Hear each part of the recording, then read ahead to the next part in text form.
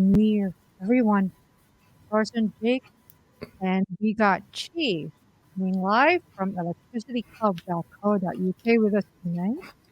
How's everyone doing? Good evening. Happy New Year to you all. Yeah, Happy New Year. Hey, Carson, you back? Yeah, so it turns out I was moving around and the cable went out. Oh, okay. So you got I see that you have your accordion. I've got my accordion. Do you want to You hear can it? play for us? Yes, I want to hear it. Too? All right. Well.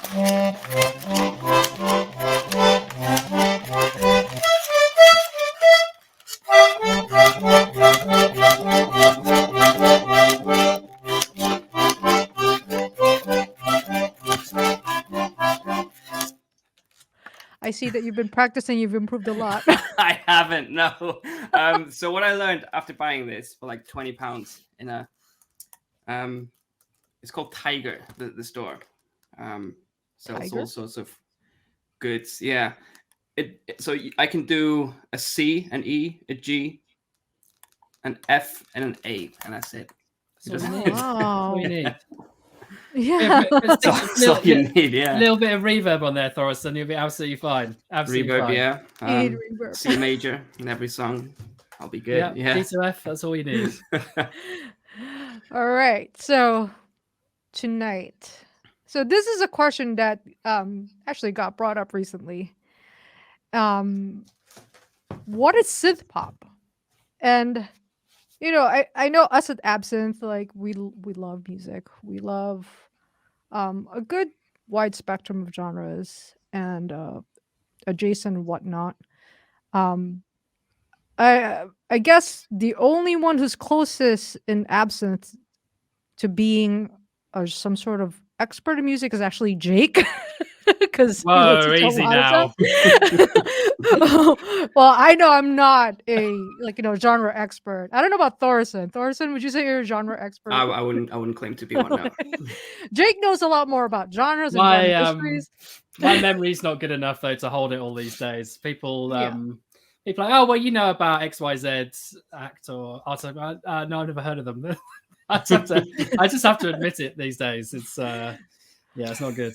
So so one of the things that's really cool about ABSYNTH is that we're really good at making friends. And so I figured that it would be really cool to bring some really awesome reinforcements and some real genre experts, which is why we invited Chiming Lai from electricityclub.co.uk to help us with some things, with some basics, right? And I think that's really important because, so what is synth pop? It's very simple. It's pop music using synthesizers. It's as simple as that. It's, it's stuff with structure.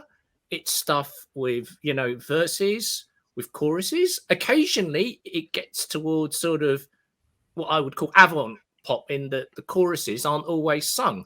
And you'll find in a lot of these synth pop songs, the choruses are actually synthesizer melodies and hooks. They're not actually sung. And I'll be pointing a few of those out, through the show.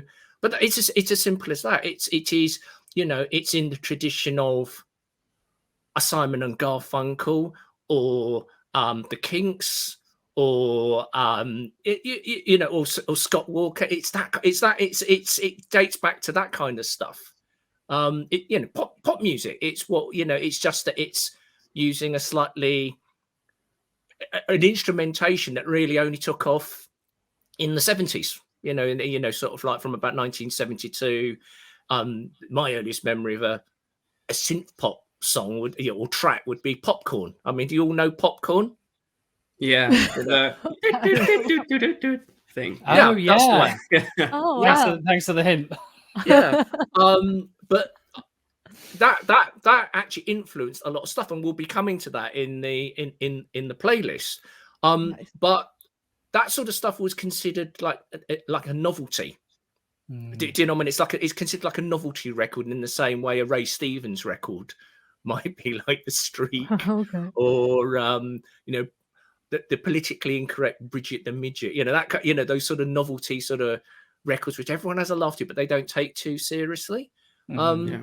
But I put it in the the classic song tradition, and I think 40 years on, from sort of the height of some of this music when it was getting to #1 in America and stuff like that, people are still listening to it. They still love it. It's featuring in commercials, in films, so they must be classic songs for it to have lasted this long. That's my defense for it, anyway. I think one question that I have just off the bat is that synth pop obviously is synonymous with the 80s, maybe mostly, but then today you have synth pop and then you have pop.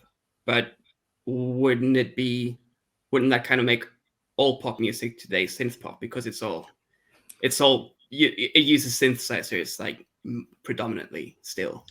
I think you've got a good argument for that, because also you put in the argument that actually most music now is made electronically. It's made with computers. Even so-called rock bands use computers and electronics. And just the other day, I was listening to Sia by the Smashing Pumpkins, and that's a computerized rock band. Yes, there's some rock elements in it, but it's basically a synth pop song. It's Depeche Mode meets Duran Duran with a bit of sort of growly shouting in and a bit of goth austere. I always thought Depeche Mode's more like an electronic rock band. Like, that's how I was introduced to them as. It's really funny how they just shifted. Like, they had the first years with, was it Vince Clarke when he was there? They were like full on like glittery synth pop, and then just 2 years later, they're the dungeon music almost. Yeah, I mean, the Depeche Mode story is very interesting, and it's I remember you guys were talking about drummers and things like that the other day, and actually Depeche Mode are a good example of the whole drumming in electronic music where it goes wrong, but yeah, no, I mean, bands evolve in different kind of ways, but for the first 5 years of their existence, I mean, Depeche Mode were a synth pop group. Sorry, that's what they were, everyone. But it's quite interesting to explain that to later Depeche Mode fans. It's amusing, shall we say? I have a lot of fun with that. But then there are 30-year-old Depeche Mode fans who prefer the synth pop stuff. So their age isn't a barrier to this kind of stuff. I think it's. I don't know if you're aware of this. There's this thing about there's a theory. A Japanese professor went on about this. How you listen to certain types of music on different sides of your brain, and sometimes things can mix, and you listen to what would normally be listened to on your left side of the brain on your right side of the brain, and then you hear something else out of it. And it's fair to say a lot of this synth pop was considered weirdo music. It was, because I know, because I was at school and having the mickey taken out of me for it. So I'd be hiding in the art room with friends that were into the same sort of thing. And even though this stuff was in the singles charts, we're in the top 40, most people hated it. I mean, that is actually the fact. It's not how it is now, where you can have whole festivals of this kind of stuff. People genuinely hated it and hated people for liking it, and it could at times get homophobic. It could get, it was an interesting time. The way this music was developing and how people were finding themselves through this music, because at the end of the day, also, synth pop was sort of outsiders music. And at the time, and again, this is a difficult thing to perhaps explain to people 40 years on, but in 79, 80, 81, people, teenagers, my generation of teenagers, we thought we were going to die, because we thought there was going to be a nuclear war around the corner. And, so when Reagan got elected, we thought, we really thought, and, songs were being written, and that actually colors a lot of the way the songs are written, even if songs aren't explicitly about nuclear annihilation. There are hints of that paranoia in a lot of the music. So there was this sort of, on the one hand, we think we're gonna die, but at the same time, you've got that Duran Duran attitude of, we think we're going to die, but hey, let's have a party while we're waiting for it to happen. That's What a do you great think? attitude. Yeah. What do you think caused the adverse reaction though? Is it that it's just different, so people don't like it, or is it the look, or because sometimes you watch those old episodes of Top of the Pops and you have synth pop acts on them, and they look quite challenging compared to everyone else. They look either quite severe or quite extreme. Interested to get your what take was on that. happening around that time in terms of like other music genres that were big. It would be like Led Zeppelin type of stuff, right? Like Yeah, I mean, we had sort of post-punk new wave, so that was so you had Blondie was still very popular, the Pretenders, the Police.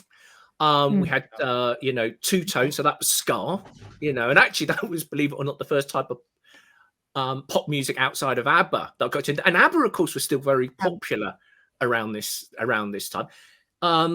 Heavy metal was actually quite popular, and then there was this funk disco thing going on, so it was actually a real mishmash of stuff that was going on. So but I think if you actually look at all of those compared with synth pop, synth music, it was different because although synthesizers have been around for since the first Moog modular, so we're talking about sort of the late 60s there.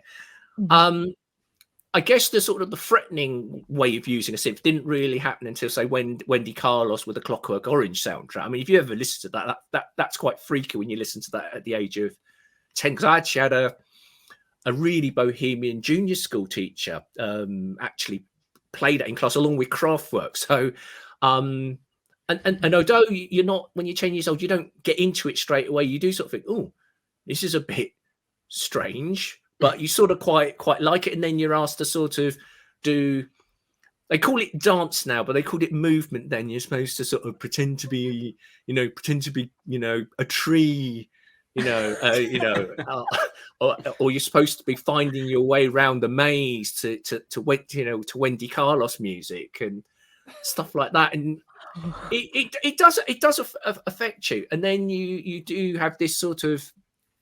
You have this acceptance of the unusual, but I think because it wasn't conventional instrumentation, a lot of the artists that got into it or were up front with it, they did look like they were from outer space, and we'll see that later on. They either look out of space or out of place at the time, and I think you're going to be showing Kraftwerk in a moment. And the thing is, in 1975, what did everyone look like in 1975? They had hair down to about here.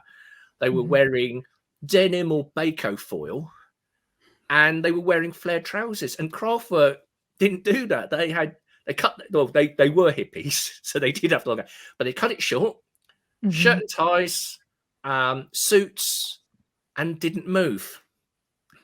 And that would the rebellion of not moving.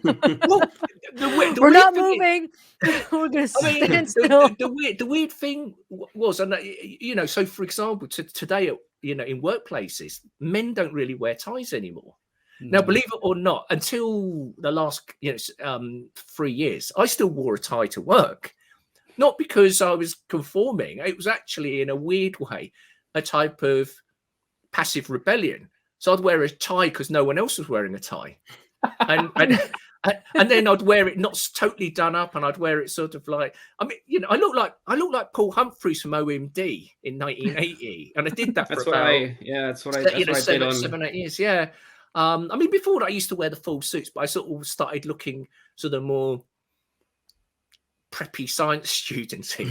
But it's weirdly a type of it's weirdly confrontational because it's not conforming, and I think that's the thing about this stuff. It's non-conformist, but at the same time, it's got melody, it's got hooks.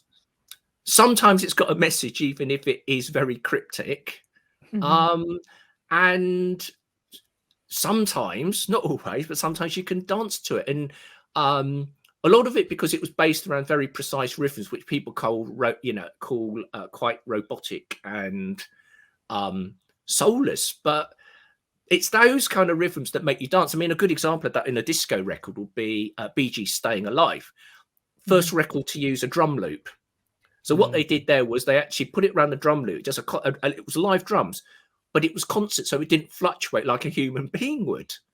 And that creates a great disco record. And then obviously that's then taken a step further by Giorgio Moroder with I Feel Loved by Donna Summer. Yeah, so I love that. You may remember it, Chi, that John Peel quote about Kraftwerk and techno about it's about transferring the humanity from the music to the dance floor. So even though the music is made in like a mechanical, robotic fashion, and it can be easy to dismiss it, is that there's a real humanity to it that kind of comes alive, especially when people dance to it. It's a completely new thing. I mean, that's the irony about a lot of the stuff we're going to look at and talk about tonight. It was dismissed as cold at the time. Yet 40 years later, actually, that coldness mixed with a genuine humanity that comes, because you actually listen to a lot of pop music today that really is made with computers, that really is structured to the nth degree. And it makes... Gary Newman looked like Bob Dylan to a point. If you actually come, because it fluctuates. The old synth pop actually was a lot of it was hand played, and even if it was triggered, on synthesized, like a lot of Ultravox stuff was, it was hand operated. So it might have been going dong dong dong dong dong, but the way it moved around, it fluctuated in a particular way, and sometimes the synths would react in a particularly weird way if the timing was different in the way you were pressing the key. So there was sort of little quirks in certain instruments, and that's why a lot of it was, I think, quite unique. I can't tell, but I know there are some musicians that can tell, a real mini moog to a virtual one and a sampled one. And again, sample to virtual is very slightly different, because it fluctuates in a really weird kind of. And in the same way, I mean, I understand, Rick Wakeman. Yeah, that's my photo of Rick Wakeman. Can you bring that close to the camera for everyone to see? Oh, I don't know if that will show, but I thought it would be. But Rick Wakeman had about 12 of them.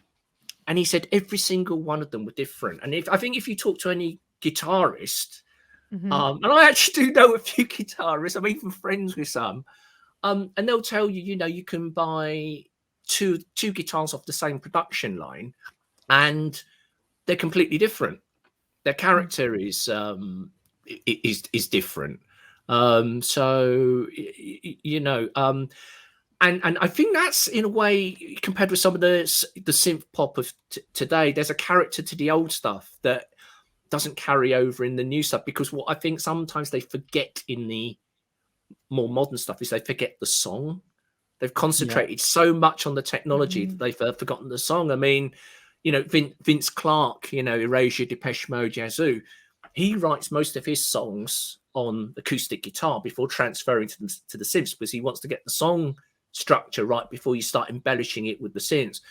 Whereas sometimes I get the impression, not everyone, because I think you all know that I cover enough modern synth music, be it synthwave or ambient or synth pop, some of the more avant stuff, that sometimes the synthesizers become the excuse for the song.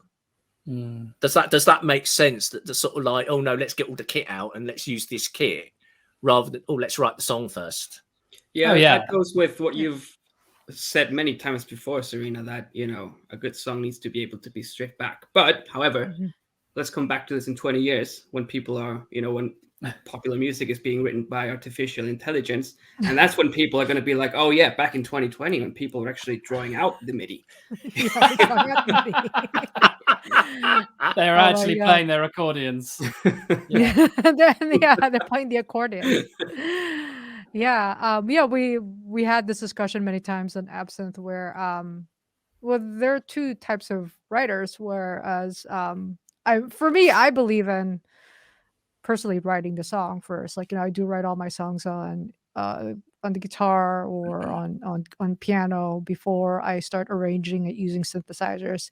But then there are also musicians, especially in our scene, who, like, just listening to their music, I can almost tell that a lot of their decisions in songwriting are actually dictated by the sounds of the synths.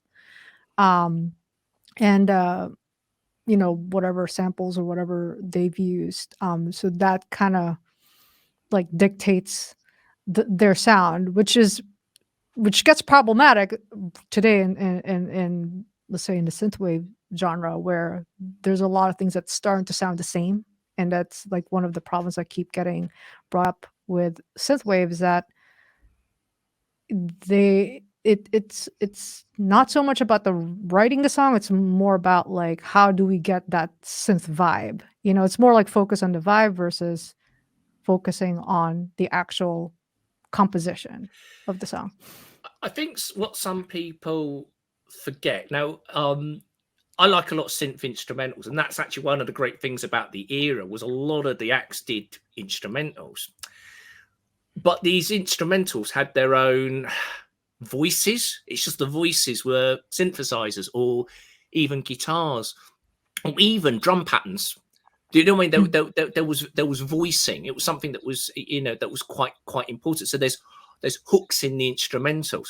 Now there are a lot of good artists that do really good synthwave instrumentals. I mean, I'll put Wave Shape and Betamax as being good examples of that. They're really good. But there are others where you listen to it and you think, and it sounds like a track where someone's forgotten to sing. Because you guys know when you do a backing track, you can't make the backing track too busy because you've got to put a vocal on it. And it's exactly what you said, Serena, that they concentrated on the vibe, and it chugs along and you're thinking, well, where's this going? And 3 minutes later it's still going jugga jugga jugga jugga jugga. There's only so much 16th bass notes. Like It's the thing I really love. It's not really good in the Kraftwerk song though. Sorry, Jake. Well, no, I mean, you see, but don't forget the Kraftwerk song had a melody, and that melody was pinched later on by OMD to make the song Electricity, which was their first single. So so it had an impact. It's got atmosphere, it's got a melody, and that bass line, so it's a synth wavy type bass line. Actually, it's the origin in a way. 1975, it's going and it's got that somber bass sound which the synth wavers love, and they think Ryan Gosling invented it on Drive in 2011, and it's sort of like, no, I think you need to go back a few years, guys. It's not in the 80s either, which is actually this is a real fun conversation. It's not 80s. It's not. It's 1975, and the thing is, a lot of the great synthesizers weren't made in the 80s. Do you know a lot of what people consider 80s music was made with instruments from the 1970s, 1960s. And funny enough, one of the reasons I started electricityclub.co.uk was I actually got sick of the whole, it's 80s, it's 80s. I thought, no, it's not 80s, it's electronic music, it's synth pop, and if there was a mission, it was to try and get rid of this 80s tag, which was going on at the time in 2009, 2010. Everyone just lumped it as 80s music, but I think it's still happening today. It's still tags on 80s. I mean, unfortunately, everyone lumps it into decades, but I mean, you'll see, the playlist we got tonight, it goes from 1975 to 1990. And if we'd have had all night and all week, it'd have gone on forever. But anyway. I love that music video. Always have. Cool. Gary was doing a great job there of being the unusual looking outsider. I think it's absolutely nailed that. And I think they borrowed from Kraftwerk too. They're all standing. Yes. I mean, this is. I mean, so the album that's off, The Pleasure Principle, was the first album I ever bought, and it changed my life. It's why I'm here to an extent. I mean, obviously there's all the other stuff that leads up to this point. But Sorry, which song came first? Was it Cars or was it the other one, Our Friends Electric? Which Our one Friends was it? Electric came first. I actually picked this one because it's got a video in, because I sort of, in a way, wanted to talk about the visual aspect of it as well, which is very important. Today in pop music, to an extent, you know, it's about authenticity. Do you know what I mean? It's about, oh, you know, Coldplay could be your mates. You know, Taylor Swift is the accessible cheerleader. She could be your best friend.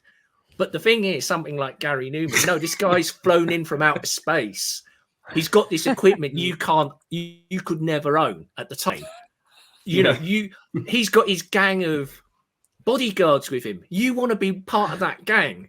There's this element of artifice, which again comes from Bowie. And when Gary Newman first appeared, they accused him of being a Bowie clone. You know, actually, I read an article about that recently, where there was like a bitter rivalry between Bowie and Gary Newman, and I thought that was really interesting. And I'm like, because we always always think of Bowie as this magnificent god, who's like untouchable, that nobody nothing could get under his skin, but apparently Gary Newman did. So I thought that was really interesting. Yeah, I mean, the story, the legend is Bowie felt threatened and had Gary Newman removed from a TV show in the UK, both from watching him while the recording was taking place, and actually from the eventual show. Now, I mean, the thing was that got out, and as a Newman fan, and this is actually a bit daft, because I actually, now, looking back on it, so I refused to listen to David Bowie for about 4 years.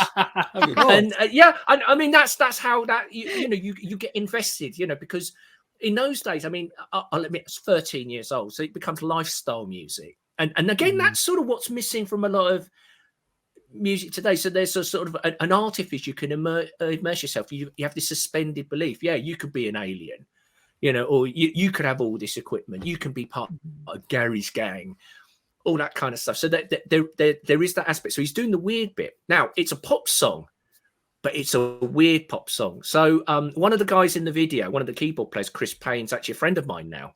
And we'll be talking about him again later on, actually. But he told me one thing that totally fascinated him about Our Friends Electric and Cars was Gary Newman used and Chris is a classically trained musician, said use the Diabolus in Musica. Now, what that is, it's literally translated is the devil in music. And what it means is that it's using chords that theoretically should not fit. Because, I mean, those of you that are musicians will know 13 notes, 26 basic chords, but within the key of those, the chord you start with, that 26 gets reduced to about 17, 18.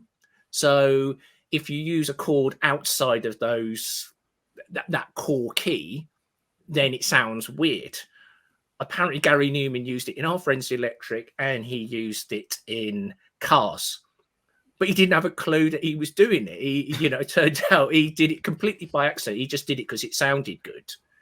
And that's actually one of the interesting things about the time is people were doing stuff with music, with primarily keyboards on the synthesizer, and coming up with this stuff. Because how many, Serena, you play guitars, but do either of you two play guitars, Forrison and Jay? Do you play guitars? So you'll know the way you progress through the chords on the fretboard. It's the chords you'll come up with that you'll naturally sort of, by moving around, are very different from how it would be on a keyboard. Oh yeah, it's a fascinating exercise. Yeah, it was a really So it is different. So the way, again, you would write a song that's derived from keyboards is quite different from a song derived from guitars. And sometimes if you've only got a limited amount of training, or you only can play by ear, you can come up with some interesting things. And also the limitations of the instruments. So on the that video for Cars, there's the Polymorph, which was the state-of-the-art polyphonic synthesizer by Moog at the time. But anyone will tell you now it's absolute crap. But it's got a unique sound. So that swirly string sound that's on Cars and on many Gary Newman records, once Gary Newman found that preset, and it's a preset, he didn't program it, he found the preset. There's even a rumor it's Chris Payne that found the preset. But anyway, but once he used it, no one else wanted to use the Polymoog because you'd end up sounding like Gary Newman. Yeah, that's it. It was, So, it was super interesting listening to that track because obviously I've heard that track hundreds of times, but just to sit and really listen to it, it has some of what we were talking about earlier. So things like the bass and the synths are not always totally locked. They sometimes drift a little from each other. It's got a live drum take on it as well. And then they layered a sample on top of it. Yeah, which is pretty cool as well. Some pretty amazing stuff going on. And it was this may or may not surprise you, but this track influenced hip hop and influenced Prince. It was they liked the groove on it because of what was going on that. Prince liked the sort of alienation sound, and I remember. I mean, with Prince, it was like it's obvious that the way he looks, it's a cross between Little Richard and Jimi Hendrix. But there's this other side to him, which was this British synth thing, and it's really obvious on the track. You Got the Look, because I remember when I first heard that, I thought, "Oh bloody hell, is this the new Gary Newman?" I really did think. I mean, I think things like that. It's like recently I heard Overpass Graffiti by Ed Sheeran, and I really thought it was Ollie Ride. Seriously, I heard it on the radio. I thought, oh great, Ollie's being played on the radio. It must be his new single, and they said it was Ed Sheeran. Congratulations, Ollie. Congrats, Ollie. But yeah, so there's this other side, and of course, he influenced the new. This also influenced Gary Newman. Also influenced the New York Electra because Africa Bambaataa was really into him. And everything that was going on there. And actually, another weird thing, which you may or may have not noticed about Cars, half of it's instrumental. Yeah. Oh yeah, he didn't sing for like majority of it. Yeah, and that's so much like you can say about Cars, isn't there? That's the yeah. That's true. But it's like say Sound and Vision by David Bowie, which was actually although it's not a true electronic record, there's an ABSYNTH on it, there's phased percussion on it to make it sound like early synth drums and things like that. But the first half of that is basically not got a lead vocal on it, which is quite unusual because everyone expects singing all the time. So in many respects it's a great avant pop record. And it got to number 1 in the UK. I think it was a top 20 in the US. And would it do that? Would a record like that do it today? I don't think it would be quite as accepted. But it's because it's unusual and because it fitted in with the times. I think that's why it was popular. But I say again, I mean, I get a lot of modern day fans. They're middle aged like me who think that if we could get people to listen to synth pop again and get it played on the radio, it's going to be like it's 1980, 81, 82 again. No, it isn't, because in those days, millions of records were sold. I remember. Do you know the band Status Quo? Hate them, but well, I know them. Yeah, I know them. Denim rock band, but they had a number 1, and they were once asked, "You got a number 1? It's a million. It's a million seller. How do you feel about it?" And they said, "Really disappointed because it means there's another 31 million people that didn't buy it." And in the charts, I talked about its diversity at the time. With all these different genres, and a lot of records were being sold in all genres. So, when you divide it out, someone's going to get to number 1, but it's not necessarily going to be the majority popular artist. I was going to ask you about this actually, because I agree. I sometimes feel a bit frustrated with that point of view that somehow this era was considerably better than the era today, and if we could get this sort of music into the charts, then it would be phenomenally popular again. And I think perhaps, and I don't have any reference to this, but my assumption is that it was incredibly highly sort of gatekept at the time, because you've got, you know, labels who are probably, as you're saying, taking the best of multiple genres, finding the most unusual or kind of cut through stuff, and that's making its way into the charts. Whereas now, with a huge diversification, you know, indie artists with massive resources in terms of production, that is hugely democratized. So those pools exist in many places, but they're probably never going to make it into the charts, you know, regardless of what happens. I'm really interested in your take on that. The thing is, you can't polish a turd, and if you don't have a deep, you have to. You know, it's all about. It's about the song, and I mean, I've listened to enough great songs that never became hits. And there's lots of, and I'm sure you know lots of great songs that didn't become hits. And yes, it is more democratized, and more people are making music, but I wouldn't say the quality's increased by proportion. Right. I mean, you know, Gary Newman is a good example in that I know of middle-aged people who liked Gary Newman, never made music in their lives before. Now we've democratized ourselves and we can get, you know, software and, you know, the old midlife crisis. Let's buy a synth. You know, 10 years ago, they'd have bought a motorbike. They buy a synth and they go, I liked Gary Newman. I'll make a song like Gary Newman. And then they put on the voice going, you know, and not forgetting that actually there was a real thing going on. Gary Newman sounded like that because he couldn't sing any other way. He didn't put it on. That's how he sang.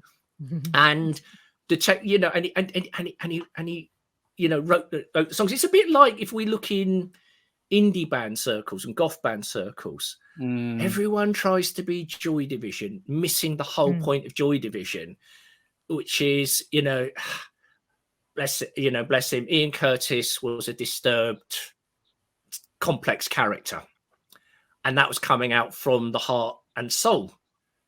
And obviously it ended badly. You know, that tension, that, you know, it was created for, it was real, it wasn't faked. And also you said the way the band were playing, you know, Joy Division songs, they're really simple to play. Yeah, I've played Joy Division songs and they are, but it doesn't matter how simple the song is. If it's the song, and you know, whether it's any good in the first place. It's got nothing to do with, you know, the complexity. I mean, a good example of that, have any of you watched the Joy Division film? Well, it's not a Joy Division film. The biopic of Ian Curtis called Control. Yeah, it's amazing. I saw it in the cinema. It's really it's incredibly dark, isn't it? It's a dark film. But did you know that the actors who played Joy Division actually played their own instruments in the actual film? Oh, did they? Yeah, that's interesting. And also, now. just for the method, they actually filmed all the scenes in chronological order. So what happens is the band actually get better through the film. That's amazing. And that's the actual thing about, you know, you listen, you know, you listen to Joy Division. So they start off as this, you know, snarly punk band who are awful, and then they turn into this sort of sophisticated, this sort of, you know, goth new wave post-punk band, and they're gradually then evolving into this sort of cinematic band that uses synthesizers, and then after Ian Curtis dies, they turn into New Order and become this electronic disco band. So yeah, but you're right though, aren't you? There's a massive commitment to the art in that. I mean, you're talking about years and years of being together, refining the sound, changing the sound, which you can't really capture with a DAW and a couple of hardware synthesizers. You know, that is the difference, I think. Yeah. Well, speaking of New Order, we got Your Silent Face. I downloaded the live version because I thought it would be cool to see them perform. Yeah, we can have plenty of conversations about New Order live, I tell you. Yeah. Okay. Let's take a look. I don't know. That was a melodica. Did you guys know that part was a melodica? Yeah. Tell us about New Order Live. I had some thoughts watching that. Yeah, well, that one's sort of actually an early noughties live clip. So the technology was much more reliable, and they could play then. Because, there's quite simple parts, aren't they? Well, the sequence. I mean, you see, so that's a song from 1983, and that a lot of that was done on sequential poly sequences with a Prophet 5. And there's a lot of pulsing, the layering, but a lot of the effects were achieved on the original. Lots of echoes and and reverb and and delays and things like that. It's something they borrowed from Kraftwerk. So again, you go back to the the Kraftwerk roots. Kraftwerk did all of that sequencing, in that sort of classical pulsing music style, and that's why the song Your Silent Face, when it was actually demoed, it was called KW1, which stood for Kraftwerk 1. Okay. So the drums are quite simple. That's done on a Oberheim. The original, it was done on an Oberheim DMX drum machine. It was but it's deceptively simple. That's the thing. You see, it's not does it need to be any more complicated than it actually did? But the thing was, New Order used to make life difficult for themselves. I mean, I've got friends within the sort of the circle. You used to tell me what it was like, seeing the early shows. And whereas bands like OMD, if they had pre-programmed parts, they'd stick it on a tape machine, and they wouldn't hide the tape machine. It'd be on stage. No, New Order, no, we're not using tapes. We're gonna do it all live. And they actually take the poly sequencer with them, and they take the Prophet 5, and then because the stuff keeps breaking down because the stage lights are making it all go wonky, they've got to take spares, and of course the sequences have to be loaded up by the small data cassettes. Do you remember the dictaphone cassettes from so you'd actually have the sequences loaded up on that, and they'd have to actually arrange the set because you can only get one song on it. Okay. So you don't have to load it up while they're playing, their conventional rock numbers, right? For the thing to load up, and they wouldn't know if it would load up or not. And then, of course, then they start the thing off, and the synthesizers might be out of tune. There might be the wrong sequencing. I mean, actually, for that album, this Power, Corruption and Lies, they actually released the box set recently. And they've actually put on it a radio show broadcast of a show they did in Dublin. And it's the worst live show ever. I mean, seriously, it's out of tune, it's out of time, it's everything. It got broadcast on Radio 1 here. And it's there for everyone to collect on a CD now in this box set. And the thing about New Order, I mean, I first saw them in 87, and I'd heard about their reputation. I'd heard bootleg tapes and things like that. They could be brilliant one song, and the next song they'd be bloody awful. And I remember the first show I saw, first two songs were dreadful. Then bang, absolutely brilliant. And then for the encore, they were awful. Oh, and and they were famed for their indulgences. They were famed for their temper. You never knew which New Order you were going to get, but to be quite, a lot of their fans like that, the unpredictability of it. Famously, Carl Bartos from Kraftwerk actually, New Order were his favourite band. He saw the band live once and thought they were dreadful. And he said, "Oh, you were drunk on stage. Why were you drunk on stage? That was very unprofessional." And the band that sort of more or less said that the reason they're in a band is to enjoy themselves, not to be professional. It's just with the whole reason for being in a band is to get drunk and indulge and do stuff like that. So but their attitude's very different. They're rock stars. Yeah, but you watch a New Order show now, and I saw that was one of my more recent concerts in November. I went to see them at the O2 Arena, and it's as professional as you get. There's enough live elements to keep it, to keep that element in, but it's a 2.25 hour clean cut show. It's very professionally done. It's it's a well-oiled machine now, which it wasn't in 83, 84. In fact, in those days, they only used to play for 45 minutes. You know, they play for 2.25 hours now. Wow. Was it with the Pet Shop Boys in November? Were they touring together? No, so that was what was meant to happen. Okay. So that's been put off till 2022 in America. Okay. So and the show I went to was actually put off for a year as well. But yes, there's a Pet Shop Boys New Order tour going on in the US next year or this year. No, this year. Sorry, I forgot which year we're in. Yeah. Well, speaking of Pet Shop Boys, we got It's a Sin lined up as part of your pick, Chi. Let's take a look.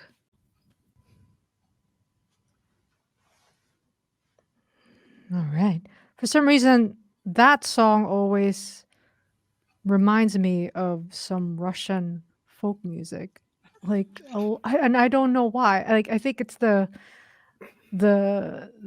chord progression or the keys and melodies that they use have a very Russian element to it. Like, my ex-husband was Russian, so like I was very exposed to that culture, and so whenever I hear that song by the Pet Shop Boys, I'm like, sounds like Russian music. I think you'll pick it. It's the middle eight, because that again, you got that music in Diabolus thing. That middle eight drops down to a chord that you don't expect it to do.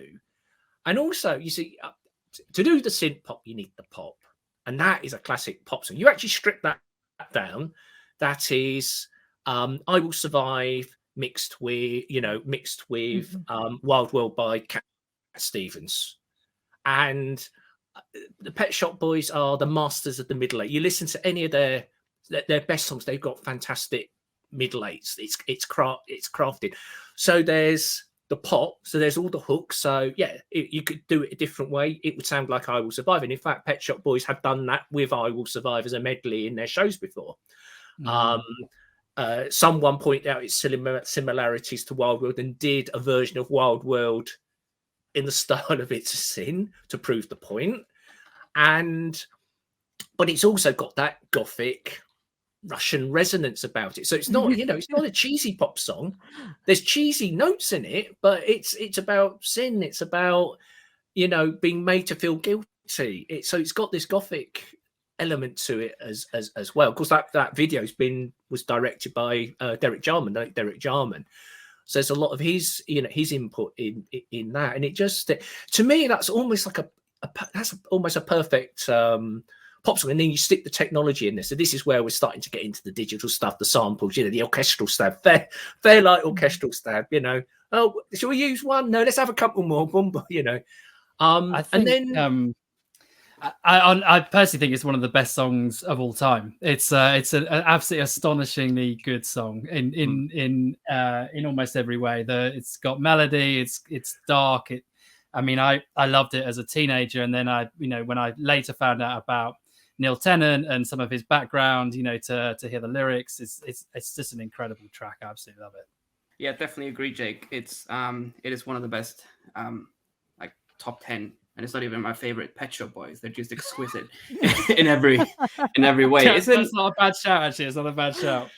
It's a lot of their songs, if I'm not mistaken, they were kind of like commentaries on what was going on in the world as well. Yeah. They're very good with metaphors. The song King's Cross, although, it came out at the time of the big King's Cross fire, but it was actually about how the poverty that was being, how the working classes were being hit when everyone else, the yuppies were making all their money. So King's Cross was the metaphor for the yuppies. Shopping was about, the selling off the national assets. So there's a lot of this kind of stuff, and it's very clever because it's not, a lot of their stuff isn't in your face, and and again it's to do with Neil Tennant's a clever guy. I loved him as a journalist when he was writing for Smash Hits. You'd always want to read the Neil Tennant reviews because they'd be really scathing, but he'd be right. He was sort of like almost like a Simon Cowell type of character, where he'd actually do the criticisms, but he'd be right a lot of the time. And there's songs like do you know the one how can you expect to be taken seriously? Do you know that one by Pet Shop Boys? Well, that's about Bros, the boy band, who suddenly thought they could start writing their own songs without their manager songwriter, because their hit records were written by a producer and their manager. They didn't write them, and they suddenly thought, oh yeah, the egos that take over in the music industry.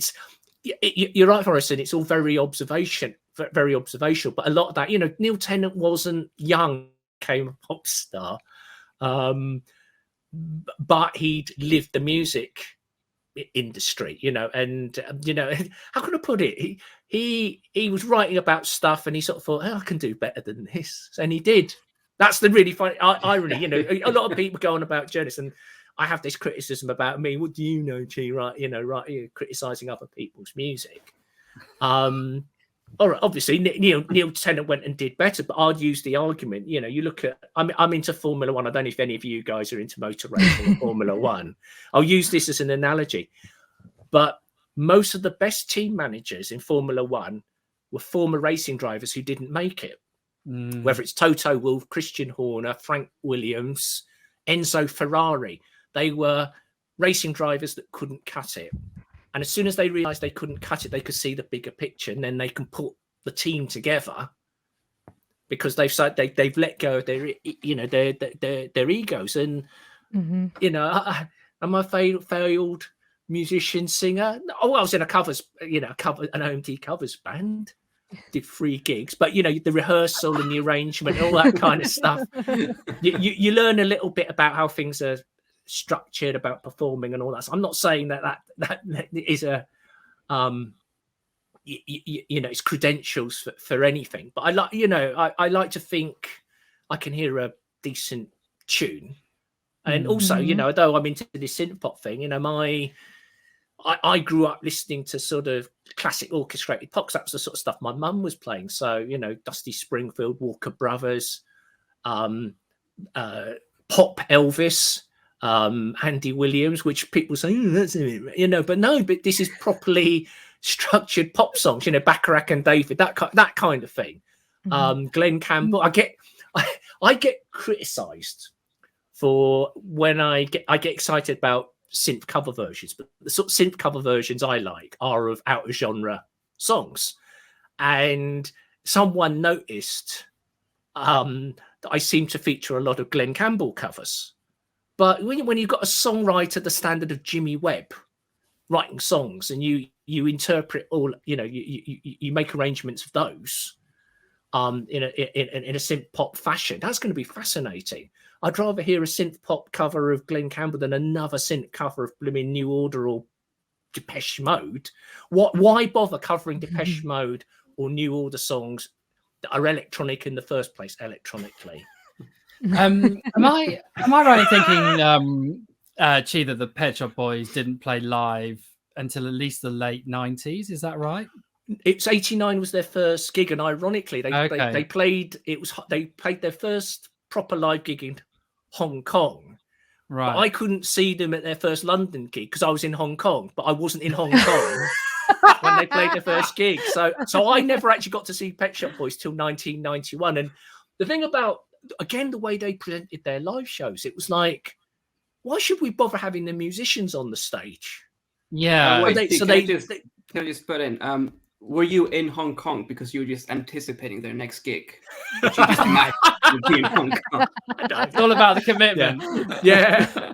It was just one of those funny times because I didn't expect the Pet Shop Boys to play live. I remember I can't remember. I think I was sitting on a train and I saw someone open up a newspaper that said Pet Shop Boys live. I thought, come on, this is a practical joke, isn't it? And then I heard about all of these things, but I know that they wanted to do it differently because they basically said to themselves, well, we're a bit boring, what can we do to do it? So they put on these theatrical shows. And the 91 show, Chris Lowe, who's plays the synths and all that, he through most of that 91 show, he didn't actually play any of the instruments. He was actually one of the dancers. And I you know what? And when I saw that, I just thought, this is brilliant. This is gonna upset all the rock press. This is going to upset the rock purists that say synthesizers can't play, you know, synth pop acts can't play live. Well, they're not playing live in the traditional way, but they're putting on a show. They're entertaining, you know, and you know, it was the start of the show becoming the show rather than just watching a musician strum away on a guitar, you know. I guess that's where all the costumes started and all of that sort of side of it as well. Yeah, with the cones and all the rest of it. Yeah. Oh, it just got madder and madder after all that. Yeah. But and what's it? I think the last I'm seeing them in May on the twice postponed Greatest Hits tour. Right. But I didn't see the last tour, which is you know, but I've seen live footage of it, and there's bouncing Michelin men in that. So. That's so cool. the one regret I have about the track It's a Sin is that I didn't discover the extended disco mix until after I was a house music DJ. Yeah. I mean, it's I don't know if anyone's ever heard that, but it's a great just long version of It's a Sin with crazy sort of disco stuff behind it. It's fantastic. It's really good. I mean, the thing is, if it's good enough, it'll get discovered because people say, "Oh, how about this?" And you know, you investigate if someone's, you know, good enough. And again, we talk about timeless music. I mean, I remember, I think It's a Sin came on at random. I can't even remember what I was doing. It was either the radio or something. It came on at random, and it's when stuff comes on at random that you really know how much of an effect the song has and how good it actually is. And one of my favorite ways of listening to music, I still use an iPod, so I don't use, you know, so I actually use downloads and things like that, and I make playlists, but I make the playlist so huge that I don't know what's on. I theme it and I switch it to shuffle, and I don't know what's coming on, and it's like a radio show without a DJ, you know, without a talking DJ or an announcer, and that's when you have the effect. I mean, I find that with Joy Division, I can't purposely put Joy Division on because it's a bit, you know, it's not party music, is it? But if it comes on at random, you just stop in your tracks. I remember once in I think it was 83, 84, I was in HMV, you know, the really huge one in Oxford Street. And the resident DJ put on Decades for, you know, the last track on Closer. And I remember just it being stopped. I hadn't listened to it probably for about a couple of years at that point. And I just remember stopping my tracks. I just stopped fiddling through the records. I just sort of stood there and listened to all 6 minutes of it. Then when it finished, I was back listening, you know, looking at records. And that's a sign of good music. It's you know, does it still whack you in the face and you go, wow, does it grab you 20, 30 years later. Yeah. And also, like, going back to what Thorsten was saying and what pointed out how lyrics back then were so much more perceptive and so much more conscious and aware of what's happening. It's something that I feel like that's really missing in today's music. Like, I feel like a lot of pop music today, especially, is so myopic. You know, it's like very, like, I don't really know of any song right now who actually, or that actually points out, like, you know, let's say what's happening, like, or anything, like, you know, or anything perceptive, or says anything perceptive about what's happening around us. I feel like the last song that I heard that kind of addressed something like that was Donald Glover's project. I forgot the name of that project. But his song "This Is America." Yeah. Like that was I think that's like the last song that I know that actually addressed something, and it addressed, like, Childish you know, Gambino. Yeah, there you go. Yeah, there you go. Like Childish Gambino's "This Is America." That's like the last one that really addressed something hard, you know. Yeah. I mean, it wasn't subtle, but it was so direct. Everything else, if you listen to top 40 hits on Billboard, it's like, I don't know what they're saying. Like, it's always something very narrow or very limited point of view. Yeah, I think you're right. Especially, it reached a peak of that, I think, in 2013 when, you know, the top 10 was dominated by David Guetta featuring Lil Wayne. And everything was about the party. It's all just the party. You know? That's the message. Party. Yeah, or like Taylor Swift's like breakup songs, stuff like that, you know, or that's I do that's kind music of today. I do kind of miss 2013 though. It was I don't remember the Well, exact yeah, year, but well, yeah, it's no. I don't know what sort of 2013 you were listening you had, but I thought, you know, in all honesty, if we look at the 2010 to 2020 decade, 2013 was probably the best year in synthpop, for modern synthpop, I found. So you know, the stuff it's past my head, but then again, I'm not. It's quite funny. I sometimes, you know, used to run into, but particularly, you know, I used to run into people that were still listening to sort of like the mainstream chart stations like Radio 1, you know, and they say, oh, they're not playing OMD or the Human League on Radio 1. I thought they wouldn't be, you know.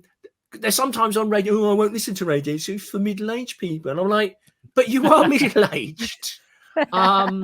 It's like Rusty Egan, the DJ, once went, you know, when I was exec producing his show, and he sort of saying, I want new stuff every week. You know, I don't want people to think we're old. I said, Rusty, we are old. You know, it's, you know, so I think, and again, this is what affects, I think, the market in terms of whether synth music, whether it's synthwave, synth pop, dance, whatever, you know, gaining a mainstream foothold. It's all very fragmented now. So there's lots of blogs and, you know, and video casts and podcasts and internet radio stations. It's also fragmented now. Whereas in the UK, I don't know what it was like in America or in Iceland, but in the UK in 1981, you know, you had, you know, the national station Radio 1, then you had local independent stations, of which at that time in the south, in where I was, you had Capital Radio. Whereas now, you know, you've got Kiss, you've got Absolute, you've got you know, I don't even know a lot of these stations, but the franchises were, you know, it was you know, you were much more centralized. Same with TV, actually. So we had Top of the Pops, and that was the show you wanted to get on. But then when you got cable, you know, when we had cable and then we had satellite TV, it's all got spread out. And this is why actually there's no music shows now, because why bother having a music show when little Johnny can just find his David Guetta or you know, video on YouTube and play it whenever he wants. He doesn't have to wait, you know, for it to come on like people did on MTV. I mean, I know MTV was a revolution. I always loved that thing of today's the 35th birthday of MTV, celebrating 11 years of great music. You know, because you know, for MTV to survive, they can't keep playing music videos, because who on earth is, you know, especially today's generation, are they going to sit around for an hour to wait for a David Guetta video to come on? Right. No, they want it straight away, you know, play it on their device. That's changed. I also feel people aren't as committed to the music as they were, and I can't blame them. You know, they're much more interested in a computer game, whereas, you know, all I had was the music. And I think you're more, you know, my generation are more invested in it. And I've noticed, obviously, the generation that's a little bit older than me, who are into the sort of Pink Floyd and Fleetwood Mac and that kind of stuff, you know, they're who are buying all the box sets and reissues that the record companies are turfing out. You know, they, again, midlife crisis, oh, let's buy another record player. I haven't had one for 30 years. And they get one, oh, what shall I have to play on it? Dark Side of the Moon. I mean, apparently, I was a couple of years ago, was it the biggest selling album on vinyl was Fleetwood Mac Rooms? I mean, it's a great album, but he says it's yeah, it's a good album, but you know, but that, you know, it's I think it sums up the market at the moment. Sorry, Jake, Karen. No, I mean, it always amazed me. There are usually 10 or 15 albums for sale in supermarkets in the UK, and Rumours is always one of them. Dark Side of the Moon is another. Queen Greatest Hits. Queen. Queen. I mean, it's not a bad little starter collection for sure, but it's yeah, that's a very odd little trend. So. I have to say the weirdest one I saw in it, and it did happen a couple of years ago. I took a photo of it. So they actually had Joy Division Unknown Pleasures in Sainsbury's. So that's one of the supermarkets. And I was like, oh my God, what's happened here?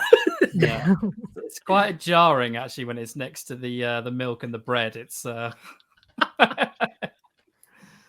Well, all right, let's continue with Cheese Playlist. We've mentioned OMD several times already. I think it's time that we look at OMD, and we got Enola Gay. All right, OMD, Enola Gay. Yeah, well, I said Gary Newman, The Pleasure Prince was the first album I ever bought. So Enola Gay was the first new single I ever bought. So this was 1980. And I talked about the nuclear paranoia that was around at the time. And of course, Enola Gay is about Hiroshima. The lyrics have a double meaning, and it had such an effect on me at the time that I did my English language exam presentation analysing the lyrics. I had to do a presentation in front of 3 teachers, about the song. And of course, I mean, before I got into music, like many British-born boys of my generation, we were brought up on war films. That's what it was like. We grew up watching war films on television. So you start building model aeroplanes and military stuff, and you start reading books and all that. So the other thing was, I felt really clever because I knew what the song was about. A lot of people didn't know what the song was about. They and it's ironic today that song is now on so many adverts in the UK.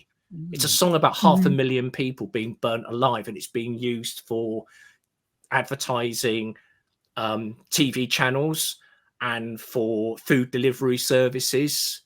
It was even used in the Olympic opening ceremony in London.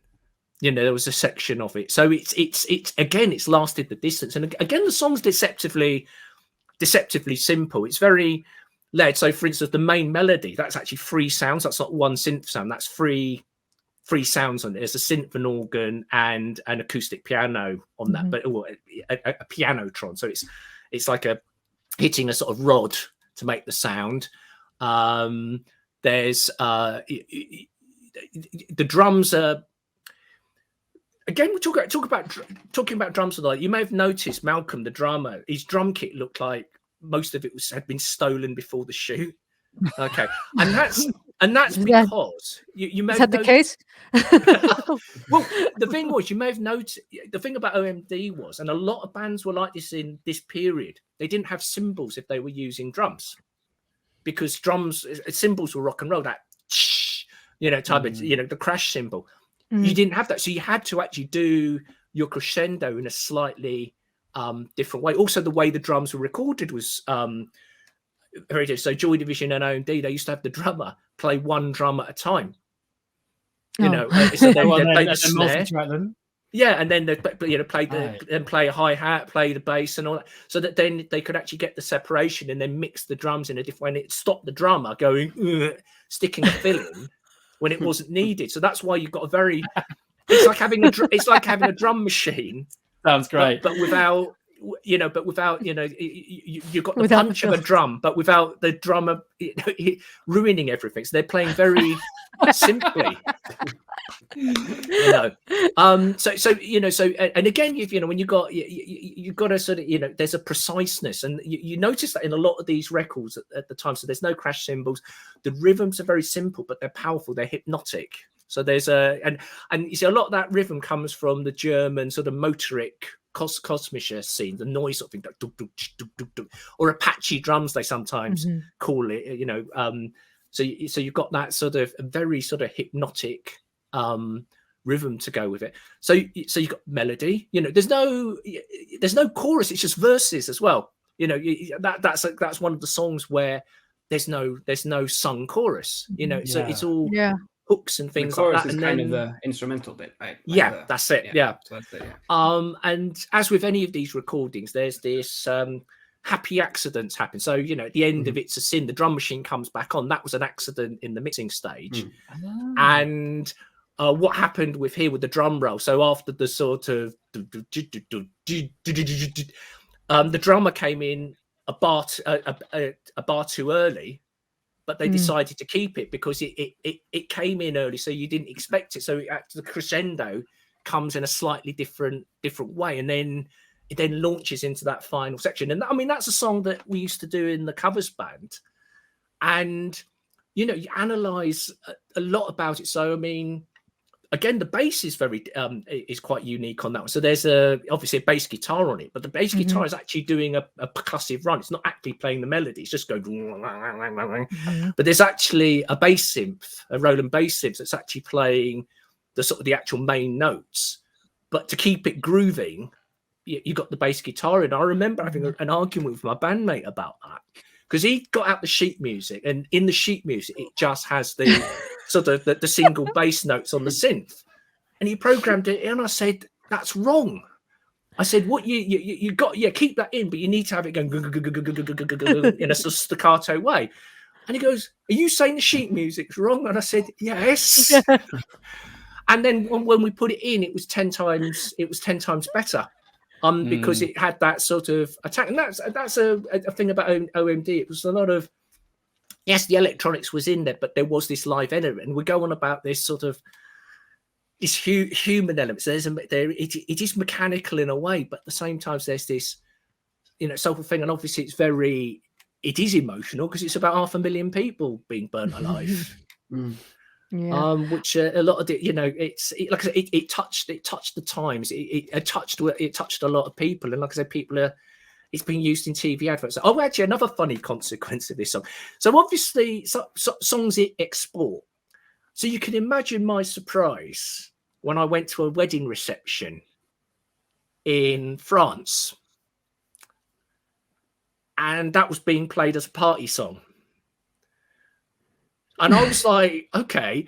And then a few years later, I went to another wedding in France, and it got played there as well. So it's a staple at wedding receptions in France, which is quite odd. But of course, that, you know, where sometimes songs in languages that you don't understand, they cross over in all sorts of different ways. So sometimes the song just enters another world when it's listened in a different context. So I mean, a lot of the time, obviously on TV adverts, commercials, it's the melody, because it's a great melody. I mean, I didn't know that song was about like Hiroshima. Like, I had no idea. I was like, oh, it's all about this girl named Enola Gay. Like, well, Enola Gay was a person. So all right, let's explain. So this will be like my English language presentation. So Enola Gay was the we're the three teachers. Yeah. So Enola Gay was the name of the pilot's mother. So it was Colonel Tibbs, I think. Yeah, it was the pilot. And if you look at the song, there's all sorts of references. So the 8:15, that's the time the bomb was dropped. Mother proud of little boy today. So that's got two meanings. I'm looking up lyrics right now. So on another browser. So the mother is mother proud of little boy today. So it's that Enola Gay, proud of the son for dropping the bomb. But also, mother is America, because little boy was the name of the bomb. So there's all sorts of dual references, and that's what's really clever about the song. And if you my mind's blown. I mean, I love shit like that. Like, that's what I love about music. Like, I love like certain artists that I really, and bands that I pay attention to pretty much my entire life. Like they all kind of treat music the same way, similarly, like, where especially with lyricism, like I always felt that music has to say something, like it's important to say something. I mean, like I said, an important band for me because it was my first live gig as well. So come the end of 1980, I go to my first concert. I turned 15 a couple of days, and I've got to be honest, I was scared because there was like 3,000 people at this gig, all older than me. And of course, then there were two stage invasions. And would you believe that? OMD getting stage, and it was actually, there was a video of it that went up. The footage of it. And unfortunately, it's got taken down. So I was looking for it to actually hopefully show Serena, actually, to say, look, how mad is this? But you know, and also the image again appeals. You know, you saw the certain Thai things. So you know, Paul Humphries, the keyboard player, particularly, he was a bit of a hero of mine. I've interviewed him 4 times. I get on, you know, in the times, you know, when we've met, we've always had a nice chat and things like that. Whenever we've, you know, caught up, either after shows or during interviews. So, you know, it is again, it's a lifestyle band. It's sort of, you know, I met my first girlfriend at a Home D gig, you know, and all sorts of stuff like that. So it's, you know, you know, they if I do have a favorite band, it's them. I mean, I've got lots of other bands I really like. So, well, speaking of other bands and artists that you really love, let's move on. We got Jean-Michel Jarre with Oxygen Part 4. Let's take a look at that. All right. Actually, before we go on to that, can I just add something else about OMD and Enola Gay? Yeah, sure. So Enola Gay was actually the name of the plane. So it was a B-29 Super Fortress. So Colonel Tibbs actually named the plane after his mother. And it's actually in the Smithsonian Museum in Washington, the plane. Oh, wow. But the singer Andy McCluskey of OMD was actually asked, you know, isn't it a bit perverse writing a song about a bombing, you know, about 500,000 people being burnt alive? And he said, no, what's more perverse is naming a plane after your mother and then bombing 500,000 people with it. So, you know, it asks as many questions, you know, it asks questions. It does sort of like, it puts question marks because it's not, you know, it's not an anti-nuke song as such. It's pointing out something that happened that wasn't very pleasant, but actually, you know, in a way has put us in the situations of the mutually assured destruction, the being the nuclear paranoia that actually keeps the peace. And I mean, another thing I actually didn't mention. So where I live, we were actually the site for the manufacture of UK missiles where I live. And so we were a nuclear target. Wow. And that, you know, and that was well known. You know, and then I think it's 11 miles down the road, we had was an aircraft manufacturing centre. Well, because it was de Havilland, you know, made the Mosquito aircraft, so that had developed into a site. So that was a nuclear target. So basically, there was nowhere to run where I was. You were going to get, you know, they pressed the button, you were going to get nuked, and there was nothing you could do about it. So you know, you're growing up with that lingering. So you know, that's quite scary for a 15-year-old and a lot of other 15-year-olds. You know, That's scary. Wow. Okay, Jean-Michel Jarre, Oxygen. Yeah. I mean, we talked earlier about the how the element of sort of like the unapproachable, because I think sometimes, again, we're too earthy with our pop stars now. I think sometimes they need to be put on a pedestal. And here you have, you got this guy who looks like a film star with all this equipment that, again, you will never get and you will never have. And he's making this environmentally aware music, because you saw the bit at the end where he had the, you know, the earth that was, you know, having it, you know, in the shape of a skull with its skin peeled off. Basically, it was his instrumental statement about how you know, how the environment was being destroyed. That was basically what the album was. Because even this is 1976 we're talking about here. And although it wasn't his first album, I mean, his history is his father was Maurice Jarre, the Hollywood composer who did Dr. Zhivago and Grand Prix. Oh, you know. So, you know, so he had the musical background, but he got influenced by Popcorn, which we talked about earlier. Now, if you slow down the melody to Oxygen Part 4, it's Popcorn. Right. Wow. Cool. So if you actually, if you sing again. yeah, if you sing Popcorn in the style of Oxygen, da da da da da da da. Da, da, da, da, da, da, da. Da, da, da, da, da, da, da. And it's in 6/8 time as well. So again, it's different from Popcorn, which is sort of straight, full on. Right. Sort of, a straight 4. Oxygen Part 4's done on a 6/8. So the melodies, so he's adapted the melody, and in fact, he actually did do a cover version of Popcorn in France under, I called himself the Popcorn Orchestra or something. So he did actually cover the record himself, so he knew the track really well. But yeah, no. So I mean, Jean-Michel Jarre was, his records sold loads. I mean, basically because his first 2 albums, Oxygen and Equinox, were just brilliant. And it was great instrumental. And when you grow up with great instrumental synth music like Oxygen and Equinox, I'm sorry, but some of the synthwave instrumentals, they're just really dull in comparison, because again, there's all these intricate layers going on, all these atmospheres and things like that, and with hooks and melody. So there's atmosphere and melody, and this is why I find it sometimes difficult when people jump up and down and go, "Oh, Drive, isn't it brilliant?" And I'm like, it's okay, but it's not. It's not Oxygen, it's not Equinox. So yeah, sometimes I do find it. Sometimes I think it's not even Giorgio Moroder Midnight Express. Who would you see as the modern equivalents? Are we talking about? I mean, we've talked about people like Max Cooper on the show, and also I suppose obviously you've got the modern composers as well. You've got Hans Zimmer and all of those guys. Do you think are they the modern equivalent of Jean-Michel Jarre? I don't actually. No. I think sometimes one person I used to think had Jarre elements was Ferry Corsten, actually, the dance. Oh yeah. Funnily enough, because I see a lot of what Ferry was doing was actually Jean-Michel Jarre with a dance beat.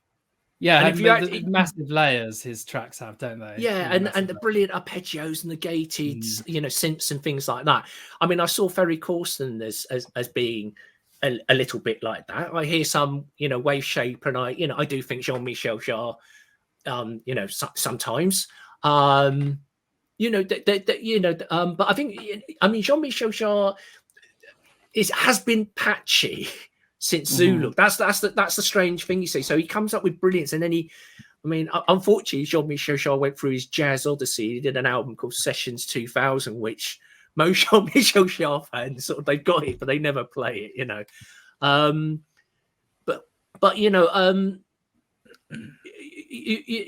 it's Jean-Michel Jarre is often tarred off with the cheesy brush. I mean, he's not as held in high regard as, say, Vangelis is, for example. Whereas I think Jean-Michel Jarre has made better overall albums than Vangelis, although Vangelis at his height is made, obviously is as good as Jean-Michel, because this is the thing, it's the body of work, and I can play Oxygen and Equinox all the way through 40,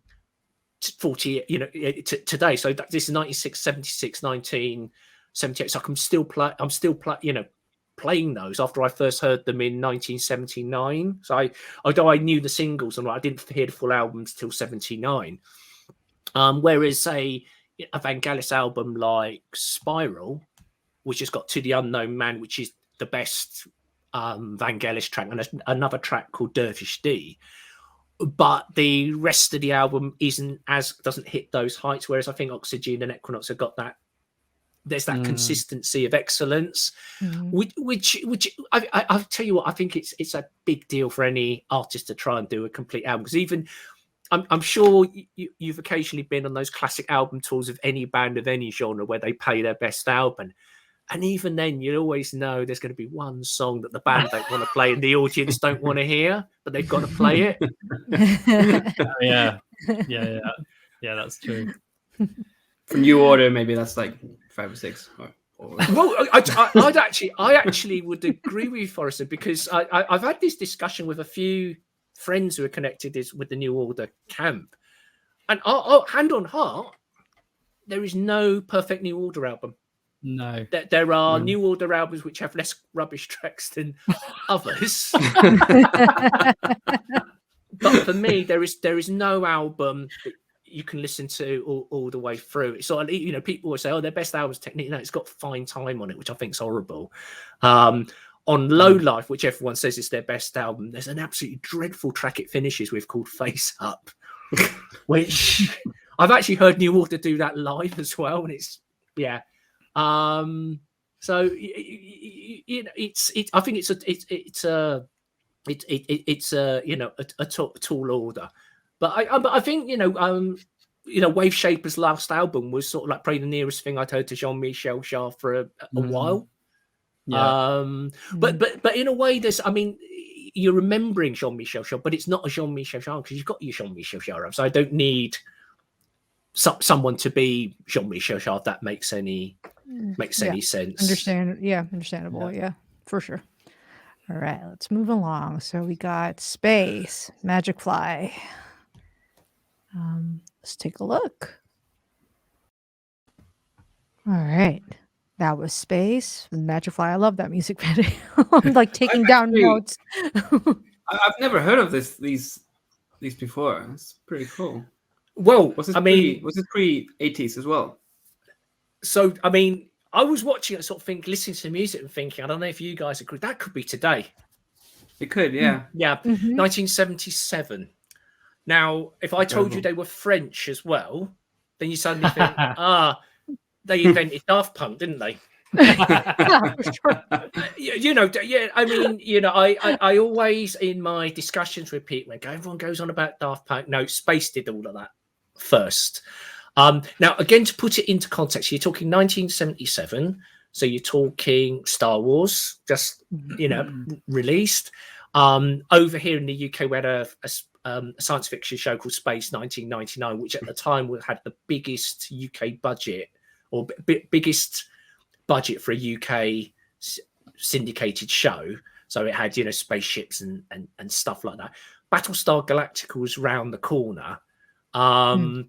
And so this sort of spacey futurism thing. Now, also to put it into context, at the time that was a hit in the UK, if we're talking about an era of about 6 months to 9 months, we also had Jean-Michel Jarre Oxygen as a single in 77, a hit at the same time. So there was this French disco synth thing going on. And then if you add to that Cerrone Supernature, which some of you might know, which was also French, came a year later. So there was this French thing going on. So everyone thinks, yeah, Daft Punk, French electronic music, disco. No, it happened in 77, 78. That's when it all started. You also throw in I Feel Love, Donna Summer at that time as well. So that, you know, and the reason I didn't put that in the list, everyone knows that, but not everyone knows Space Magic Fly, as Forrest just said, you know. Yeah. I feel it's one of those tracks which no one remembers until they listen to it.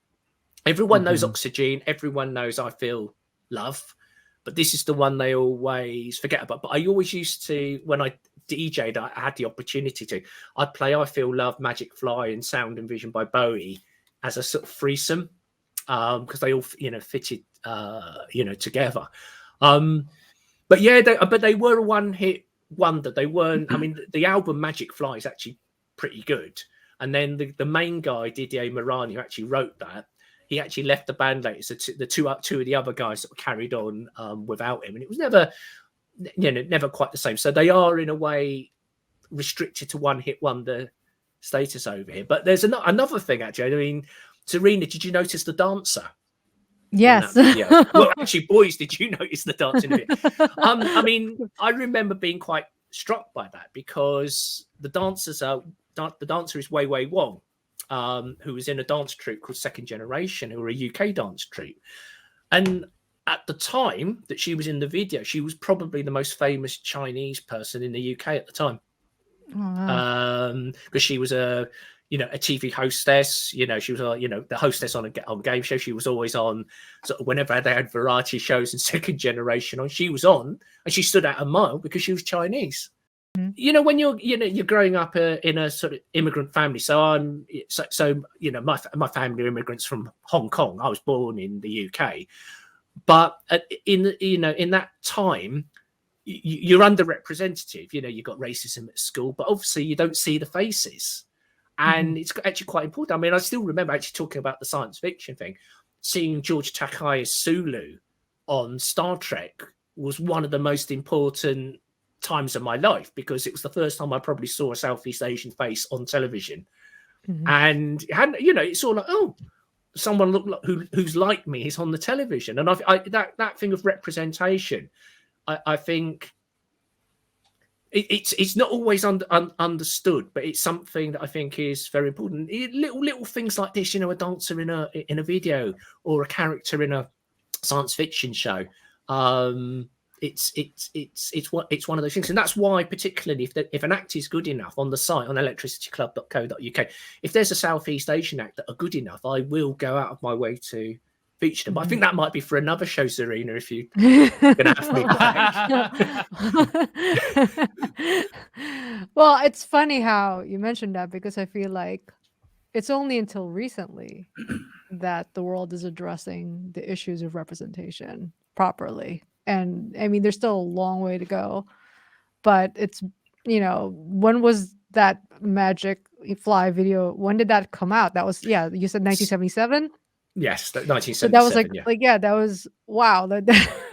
And we're just addressing representation like the last 2 years, like, you know, in Hollywood and in the media and all that. And you know, it was a long battle, but you know, we finally got there. But you know, but if you look back there, yeah, stuff like that, having a, you know, a beautiful Chinese woman in a music video, that would have been really, I could see how that would have been a big deal. Like, I was really excited when I first saw Tia Carrere, you know, on film.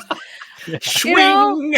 Yeah, I was just like, wow, like, you know, like that was exciting for me, you know. And but things like that are important, and for sure we could use more of that. Yeah.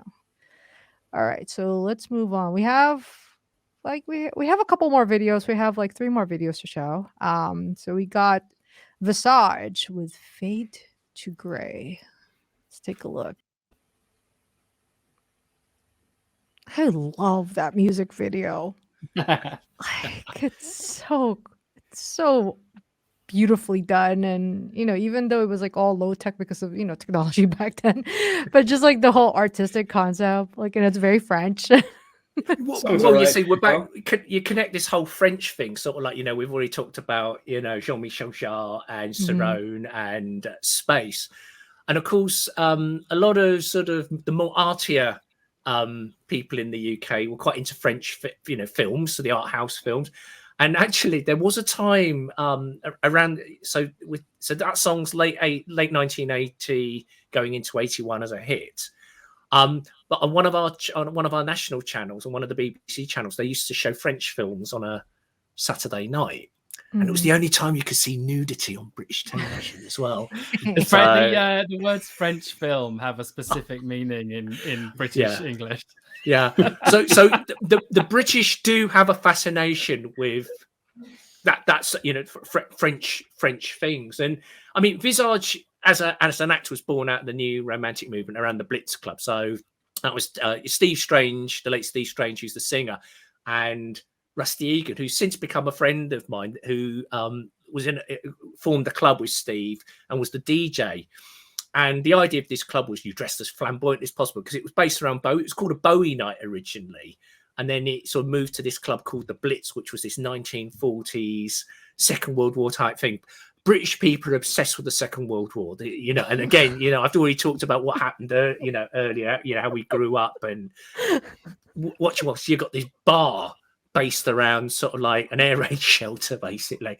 But well, as a consequence, so Rusty got interested in all this electronic dance music, so things like Space, Cerrone, that kind of stuff. But there wasn't enough of this kind of stuff, so he had this idea of recruiting a load of musicians to make some music for the club. And he was in a band called the Rich Kids with Michel, who subsequently went on to, you know, join Ultravox. But Ultravox at that time were a sort of a different band altogether. They had a singer called John Box who'd left, but they were.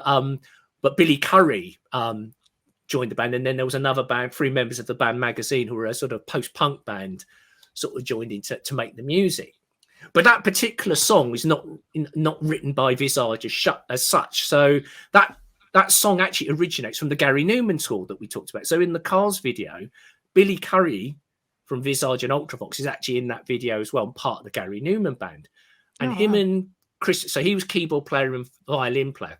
And him and Chris Payne, so I mentioned Chris Payne earlier, him and Chris Payne used to jam this instrumental track during Gary Newman sound checks, which is the track you just heard, Fade to Grey. They used to call it Toot City. So it's just this instrumental that had this there.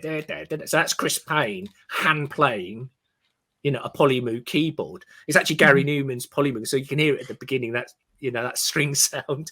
And then the whirring sounds, Billy Currie on an Harp Odyssey, and they put it together and then forgot about it.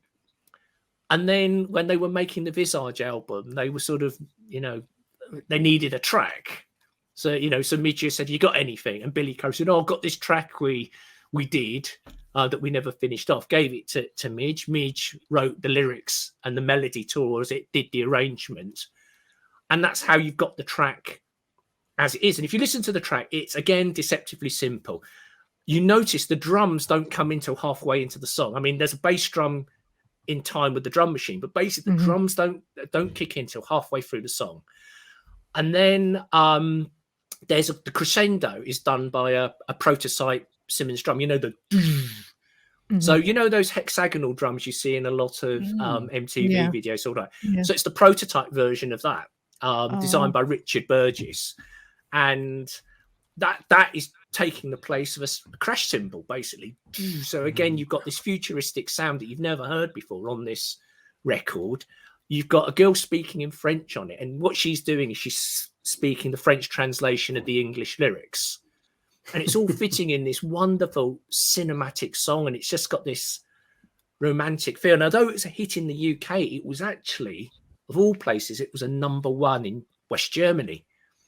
And that song is more highly regarded in Germany than it is in Britain. Everyone loves that song in Germany. It's the song they talk about when they do their rundown shows of the era. Fade to Grey will always be in the top 5 or something like that. But it captures a sort of an era. Of course, that Blitz Club, what it produced actually. So the people who used to go to the Blitz Club were Spandau Ballet and Boy George. So wow. that this little scene in London, it was it was a very small club, and of course David Bowie paid homage to that scene because he actually visited the Blitz Club, and that's what the Ashes to Ashes video is based around. It's using people from that club. So Ashes to Ashes video has a similar sort of aesthetic to it. I mean, what did you guys think of it? I mean, I'm just curious that whether you'd actually heard the song before or seen the video before. Just I know the song incredibly well.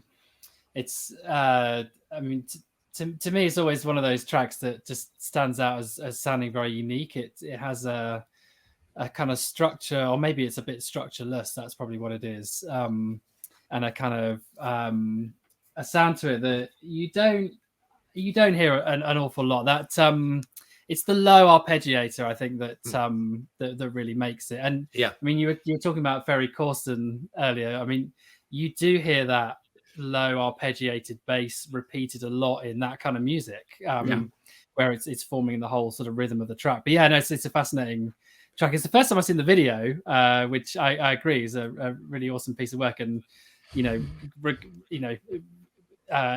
the exception of the constraints of the technology of the time, it's a really great concept. Yeah, I think same as Jake. I'm actually really enjoying, because I did this thing here back when I was in. Oh, it's very blurred. Back when I was doing my bachelor's. It's basically that was what I did my final project on. It was like the 80s, its progression and its relevance in modern day. And this was one of the tracks that I spent hours listening to back then. So yeah, it's see, I've never heard this track before until I met Chi. And I mean, when I was preparing this show, I saw it and I was like, oh, this is a really cool track. But for sure, I mean, being a visual person, I was all about the visuals. And well, I think what's important is the visual aspect of it was an important part of this. It's unusual, it's otherworldly, and it's buying into this, suspending your belief and actually immersing yourself in a world, and it's a world again that isn't real life, and that's what provides the escapism. I mean, as much as I like the odd Taylor Swift record, I mean, you know, getting messed about by her boyfriend again, that's not something I can directly relate to necessarily. And you know, and it, you know, there's a certain, I don't know, it's sad, but again, it's melodic, you see, and you know, and I love this sort of happy sad, you know, opposites. I mean, I saw a great meme that was done. It was Charlie Brown characters, and it said, and it was a girl getting a record out saying to Charlie Brown, I love beautiful melodies telling me terrible things. And I thought, well, that's synth pop, isn't it? And you know, and that's it. It's beautiful melodies, but it's all very sad lyrics. But the contrast is actually what gives it the lift. I mean, I can't remember who did it or who said it, but it's when you put conventional chord structures and give it a weird sound, that's when you then get the emotion, because you're putting it in another place where people don't expect it to be. And Zarina and I were talking about Empathy Test. You know Empathy Test, the band? Yes, yeah. I mean, I had Isaac on the radio show a while ago, and he was telling me about the beginning of Empathy Test, when they just used to write on acoustic guitars, and then one of them put it through Ableton and put a synthesizer behind it. They're like, bloody hell, this sounds so much better. It's like, now it sounds like dark and moody, and before it just sounded like we were two guys with acoustic guitars sort of complaining about things, and now it's got a real kind of edge to it. And that's very true, isn't it? I mean, it's a way of creating a soundscape around a melody, which I think is really exciting. Isaac did say something really interesting to me once, which was, I'll admit they're not my favorite band. He knows that. He knows that. And he said to me, when we do songs, we don't use synth melodies because it makes it sound 80s. And I thought, and I said, and that's probably why I'm not into you, because there isn't a hook for me to get into. Yeah, based on how my ears are trained. It's soundscape. I mean that's why I really love them, because it's like they're taking, because I guess I'm more kind of grew up in the 90s guitar period, where I can really feel with them. It's got that feel to it, but it's been, the soundscape around it has been more sort of made electronic, which is it's an intriguing kind of combination, really. All right, we got a couple more videos left, and I know Thorsten has to go pretty soon, so let's get on to the last two. So the next one I have is Soft Cell. Say hello, wave goodbye. Let's take a look.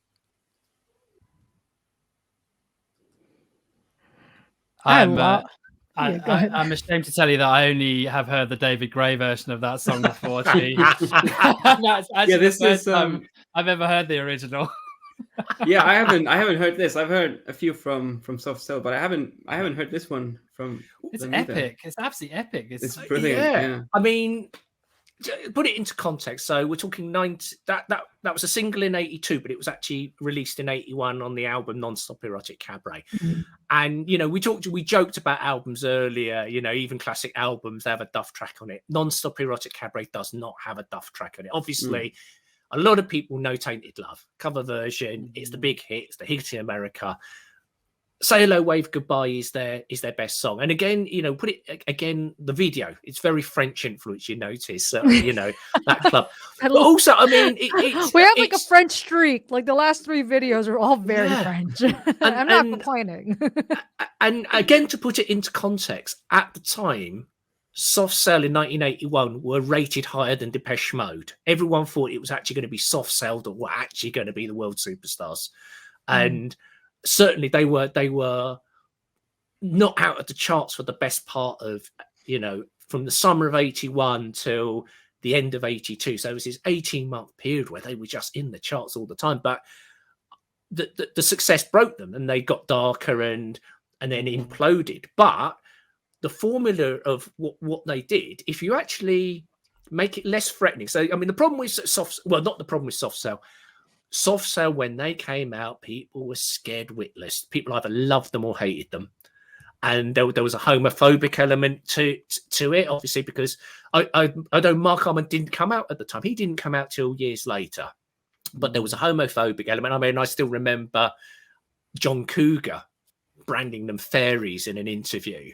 He loathed them, and to be quite honest, a lot that didn't do John Cougar Mellencamp. He was called John Cougar at the time. John Cougar, yeah. But but he didn't do his reputation very much good here in the UK, saying things like that. But if you soften the image a little bit, make it a little less threatening, you get the Pet Shop Boys. So basically, the formula was right, but the Soft Cell weren't the right band to do it. I mean, I've interviewed Dave Ball, the keyboard guy, twice now.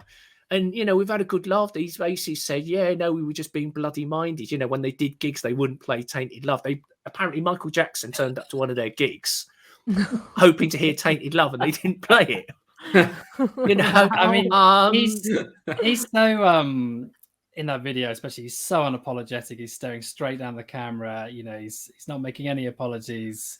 Very, very kind of upfront, isn't he? In the whole thing, you can he's see dressed as Judy Garland. If you look at it, it took me a while, because I wasn't so.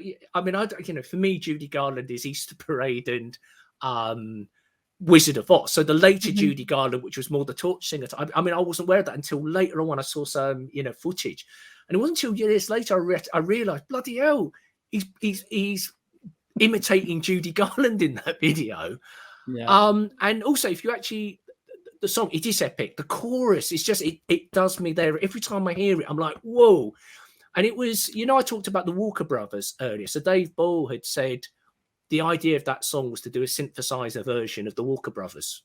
Something that you could really belt out with this epic sort of synthesized orchestration. And again, the songs last because 40 years later they were, they come back, did the classic album tour. I went in November. It was brilliant. Absolutely loved it, because the songs still stand up. And like I said, the idea of that type of synth pop duo, and effectively, I mean, you could argue Sparks probably invented the synth pop duo, but Soft Cell made it chart regulars, and it became a formula after that, with Yazoo, Erasure, Blancmange, the Communists. But the Pet Shop Boys were the ones that then, right, yeah, this is the format. And I mean, Neil Tennant once said in a lecture, if the Beatles had formed in 1979, John and Paul would have been a synth pop duo, and they wouldn't have bothered with Ringo and George. And it became a template, because at the end of the day, the band format, why do you want to argue with a bloody drummer that keeps sticking fills in? Get a Linn drum to play, to play what you want. And of course, the first Linn drum didn't even have a crash cymbal, so you couldn't do that. So don't have it. And it's also interesting, isn't it? Like the freedom that these front people are getting. So they're removed from having to be concerned with instruments, really anything except performing, which is, you're right. I mean, it's a perfect sort of two-person setup, isn't it? One person's, well, either miming when they're live that they're playing the synthesizers, or, that's their responsibility, is to make it look like they're doing something. And the other person just gets that complete freedom, which is, it's a perfect sort of setup, really. I mean, you go back to the Sparks thing. I mean, you remember, so Ron Mayo, who was the bloke who had the, and I'm going to say Charlie Chaplin moustache rather than the other one, the other type of moustache that's often a mistake for it. But, he was the first keyboard player that didn't move, and everyone else copied him. So whether it's Vince Clarke, Dave Ball, you know, Stephen Luscombe, Chris Lowe, they invented the, you know, snarly keyboard player that does nothing, and it becomes an image. And obviously, as a dance DJ, you'll know that sort of Top of the Pops in the 90s, all of a sudden, all the keyboard players were jumping up and down. It was just like, yeah, you know.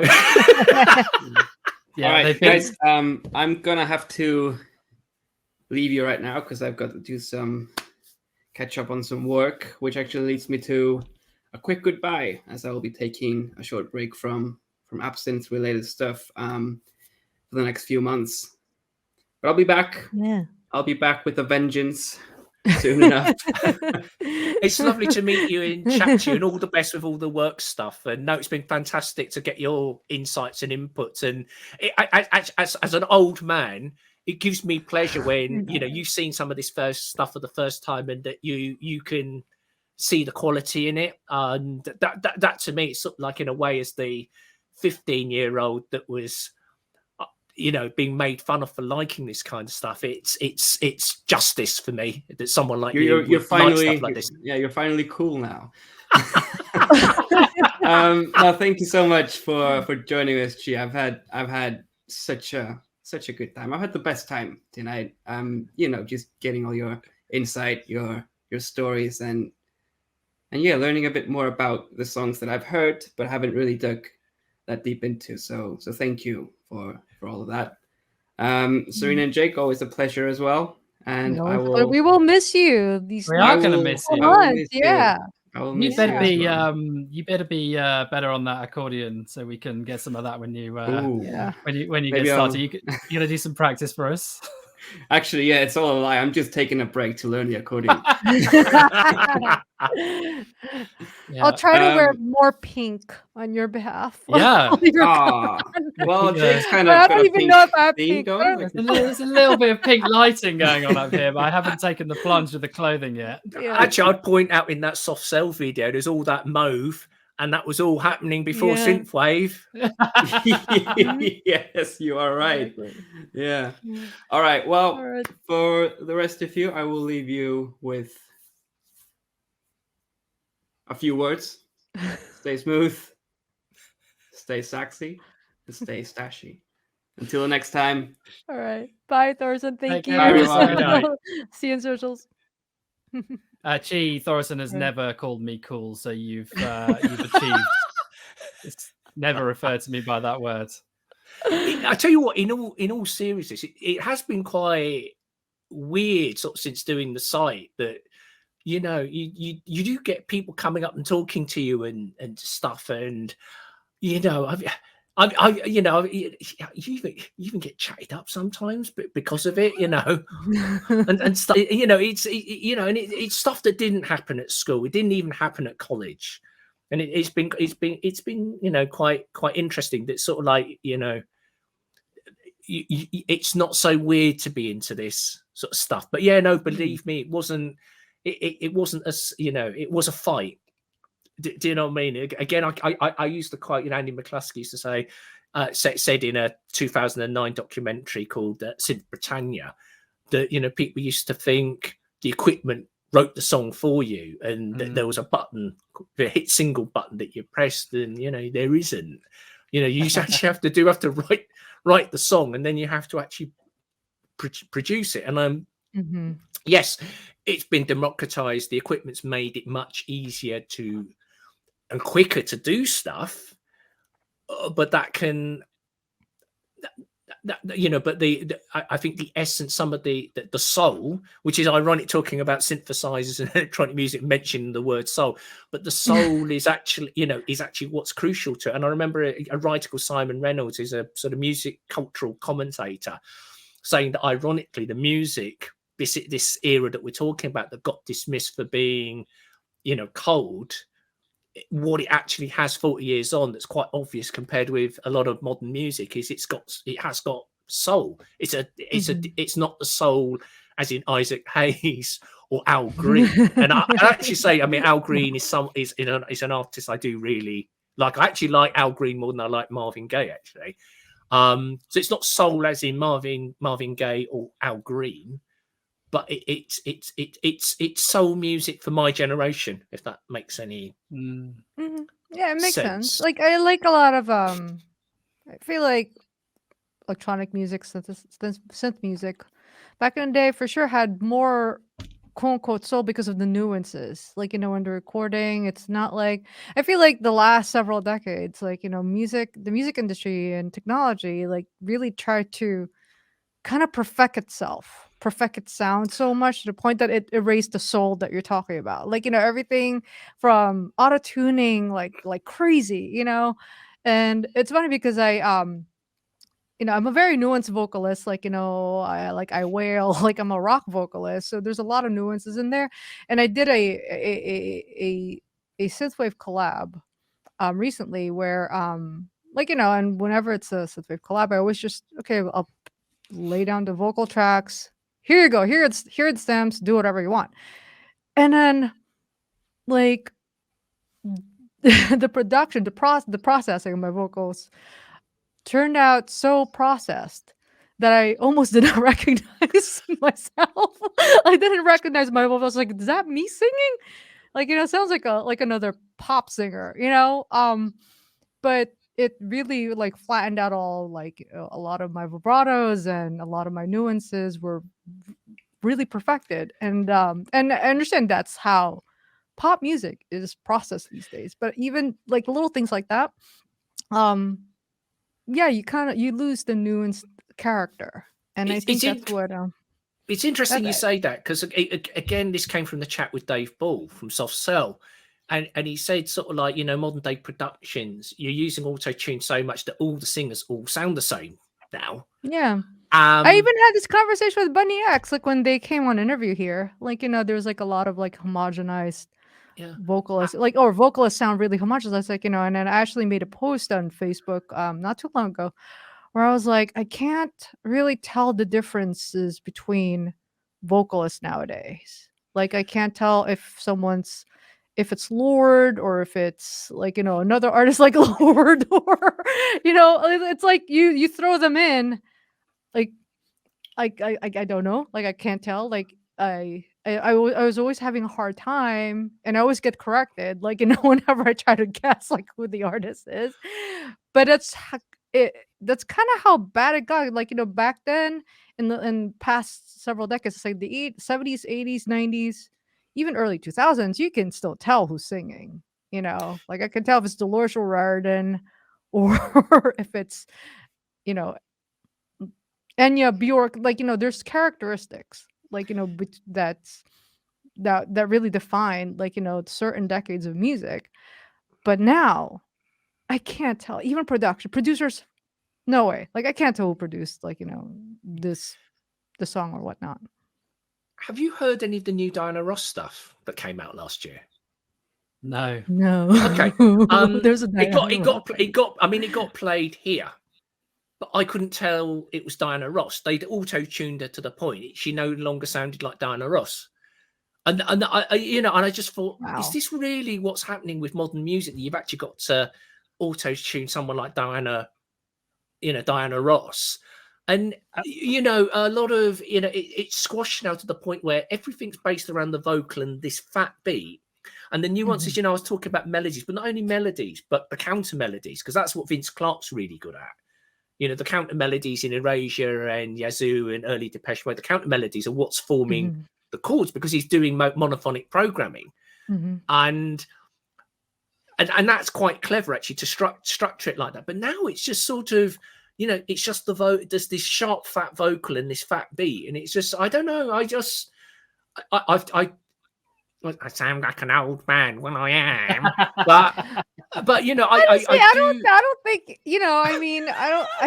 I think it's a very valid, argument. Like, it's like what, like I said, like I guess part of the reason why I don't listen to a lot of modern music today, or definitely not modern pop music, mainstream music, like, forget it. Like I'm so oblivious to what's happening. Like, I didn't even know The Weeknd was releasing a record. That's how oblivious I've been to that whole thing, because it's just, it doesn't like it's hard for me to relate to it, you know. And I love music so much. I really really do, but it's hard for me to digest something where I can't, like I'm an emotional listener, you know. Like I want to be able to relate and like bite really hard into what music's trying to say, or what an artist is trying to say. But we've heard some amazing, well, some very interesting vocals this evening.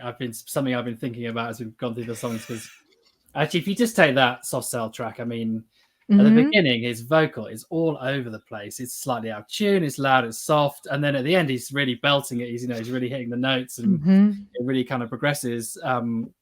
There's definitely been some very variable singing, but it's super characterful. I mean, and actually, it's interesting to talk about Neil Tennant. I mean, he sings like a British journalist.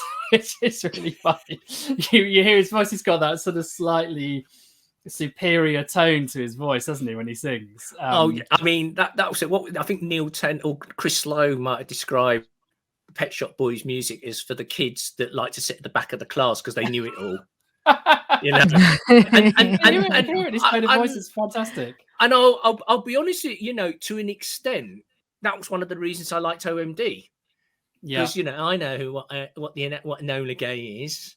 I know what a Tesla girl is.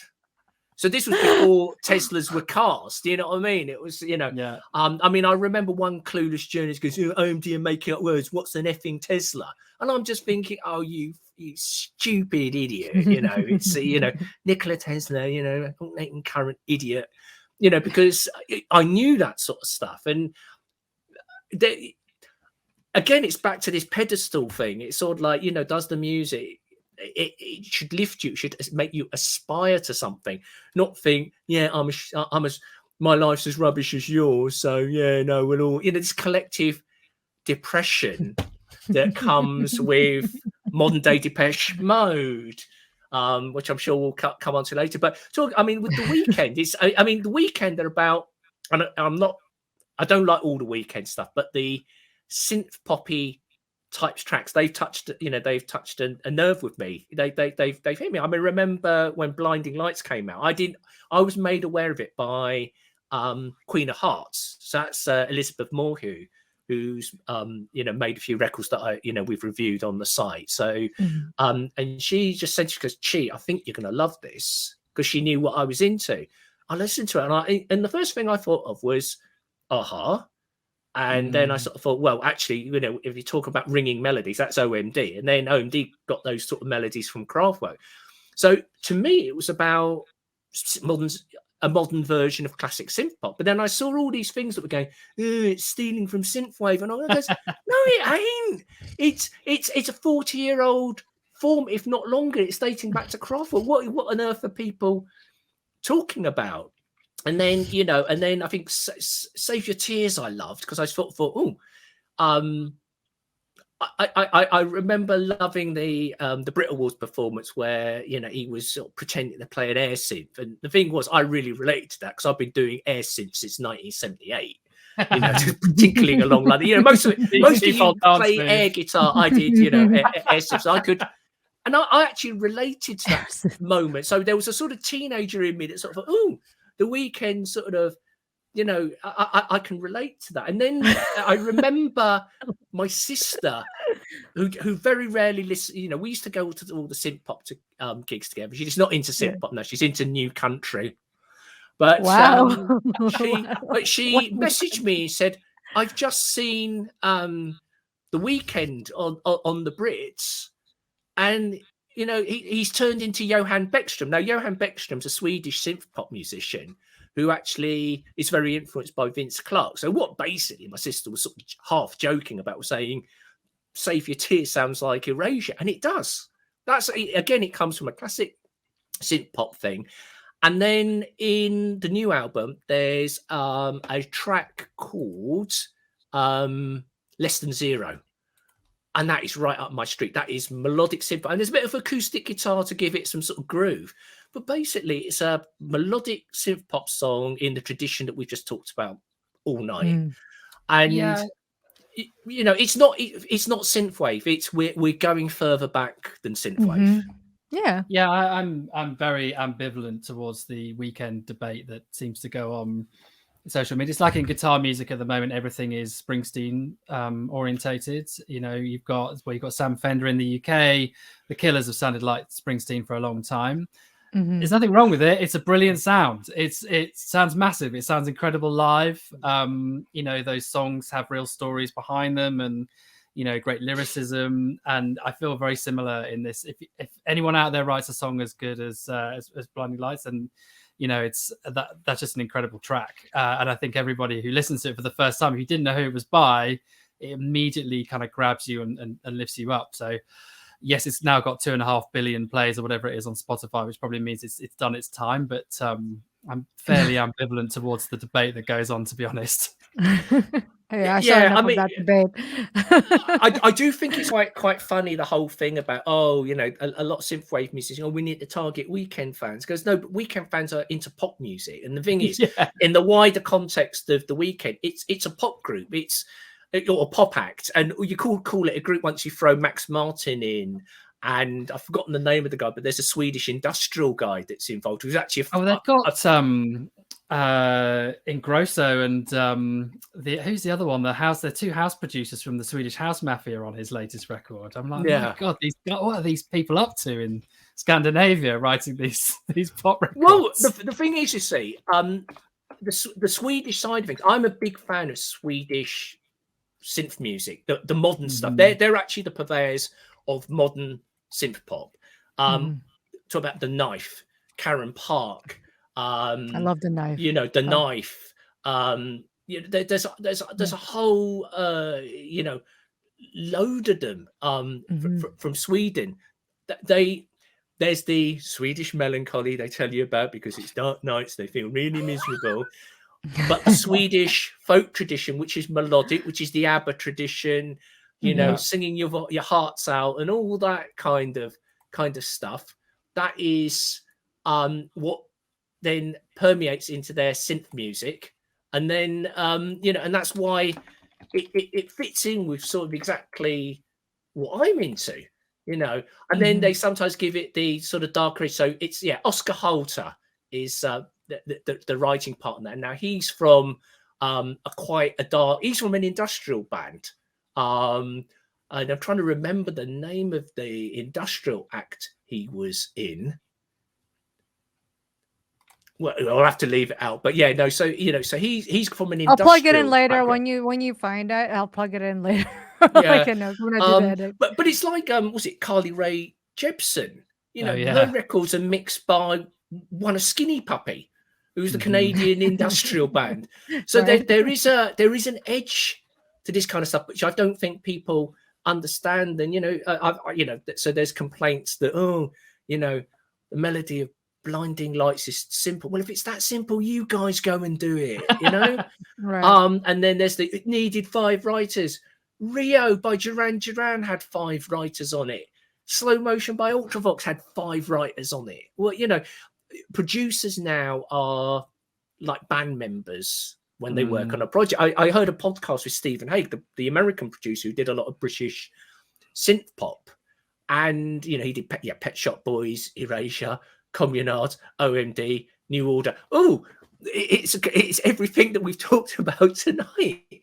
And Stephen Hague said about True Faith, you know, he was the producer on that, but he has a writing credit on that because he's, as he puts it, I became a member of New Order for that single, you know. And so, you know, when you work with producers, it's like working in a band. Why should you have to write a song on your own if you can get a great idea from someone else you can bounce off? Collaboration and creative tension is what's needed. And creative tension is what's missing from Depeche Mode these days.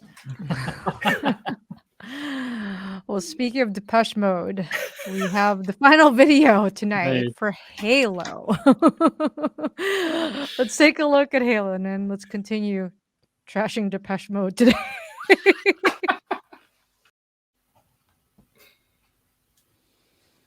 All right, Depeche Mode, Halo. That was my gateway to the synth pop world, Depeche Mode.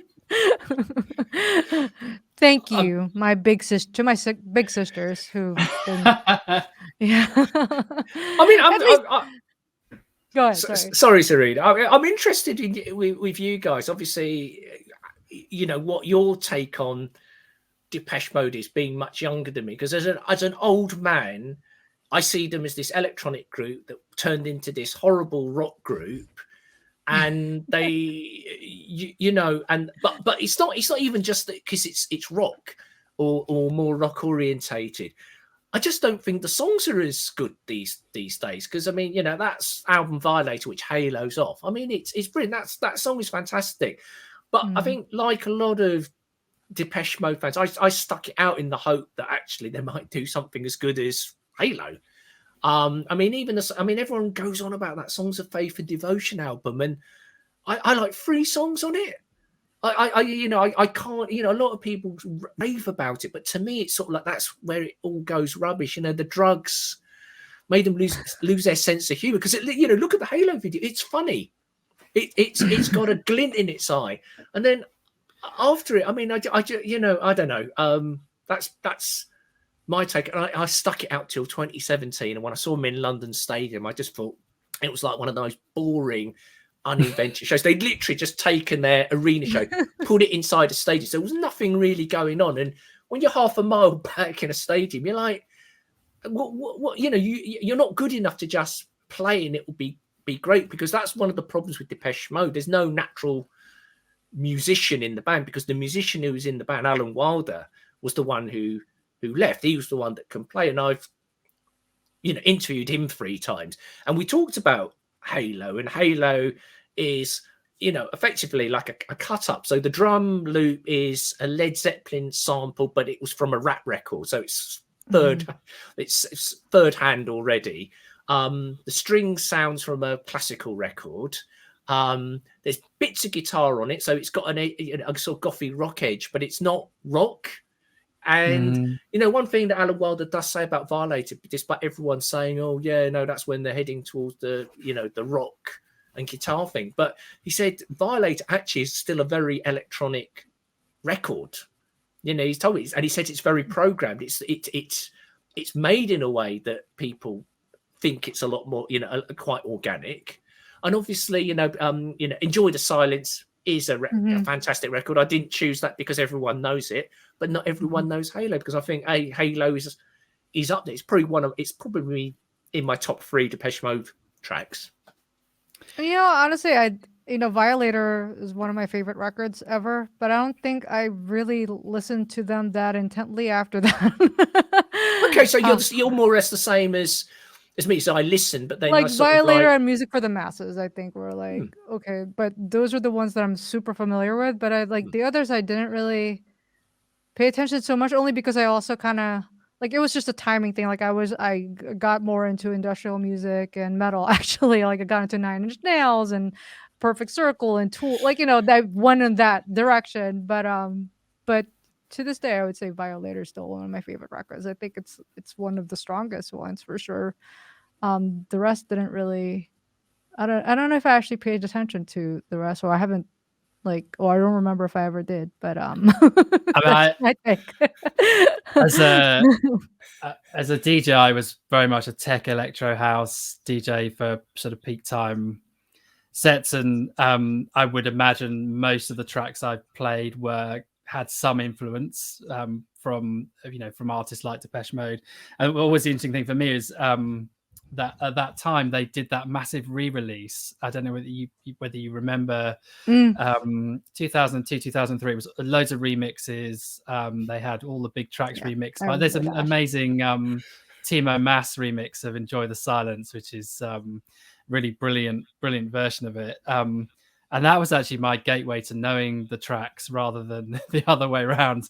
So yeah, it's a really tricky one. I mean, there's some amazing tracks in there, but I get the feeling when I listen to Depeche Mode fans talk about them, they're reaching back for, you know, peak moments versus necessarily a sustained sort of longer term level of quality, that's always a tricky place to be as a music fan.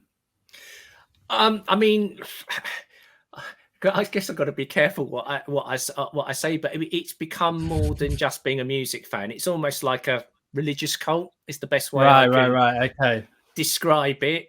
Yeah, I mean, I wrote on Twitter. I'm on the rock side of things. I'm a Manic Street Preachers fan, and that is definitely a cult. There's no doubt about it. And you know, fans get, especially with bands with very long careers, and we talked a lot about Nine Inch Nails actually on this show. Talking about cults. Bands with very long careers do have this issue, I think, as they evolve. Very protective, yeah. I mean, I talked about lifestyle bands, you know, Yeah. earlier, and that's actually what Depeche Mode have actually genuinely become. People will live and die by Depeche Mode. They literally will sell their car to finance the touring trip and all that. I've heard that happen. But what I think what disturbed me about it, because you know, I accept, you know, you get to like a band and you're hopeful, and every now and then, you know, there'd be a good song. Because I was like, you know, with Gary Newman, you know, each album, even though as an album it weren't that great, there'd be one or two songs that you get excited because there's one decent song on the bloody album. And it was getting a bit like that with Depeche Mode, but with the Spirit album, I saw no redeeming features in it. I liked half of one song, and my joke is always about Spirit. So the vinyl version is a double album, but side 4 is laser etched because they stuck it all on free size. I always say side 4 of Spirit is my favorite part of that album. But I think the most ridiculous thing that happened during that Spirit period, I remember an acquaintance at the time who was a Depeche Mode fan. So, you know, vaguely call them friends, but I mean, you know, obviously not. But they made a tweet saying they didn't like the Spirit album, and the site had slagged off the album. You know, I didn't write the review. One of my colleagues wrote the review, but I totally agreed with it. So I thought, oh, right, someone agrees with what we think. Retweet. I then got an aggressive message back from that acquaintance saying, what did you go and tweet it for? Retweet it for? Unretweet it now. And I'm thinking, you've just made a public post saying you don't like this album, and you're getting all upset about me retweeting your comment. Eh? I don't get this. And, you know, so I got him. Doesn't he know how Twitter works? Well, he said, this is the bit I didn't get, you know. And then because, you know, I made a few disparaging remarks about the show and the album, you know, I got unfriended on Facebook for my trouble. Oh, fine, you know. And then there was and then I had another comment from a sort of someone I was a bit more friendly with, and he goes, "Will you stop slagging off Depeche Mode?"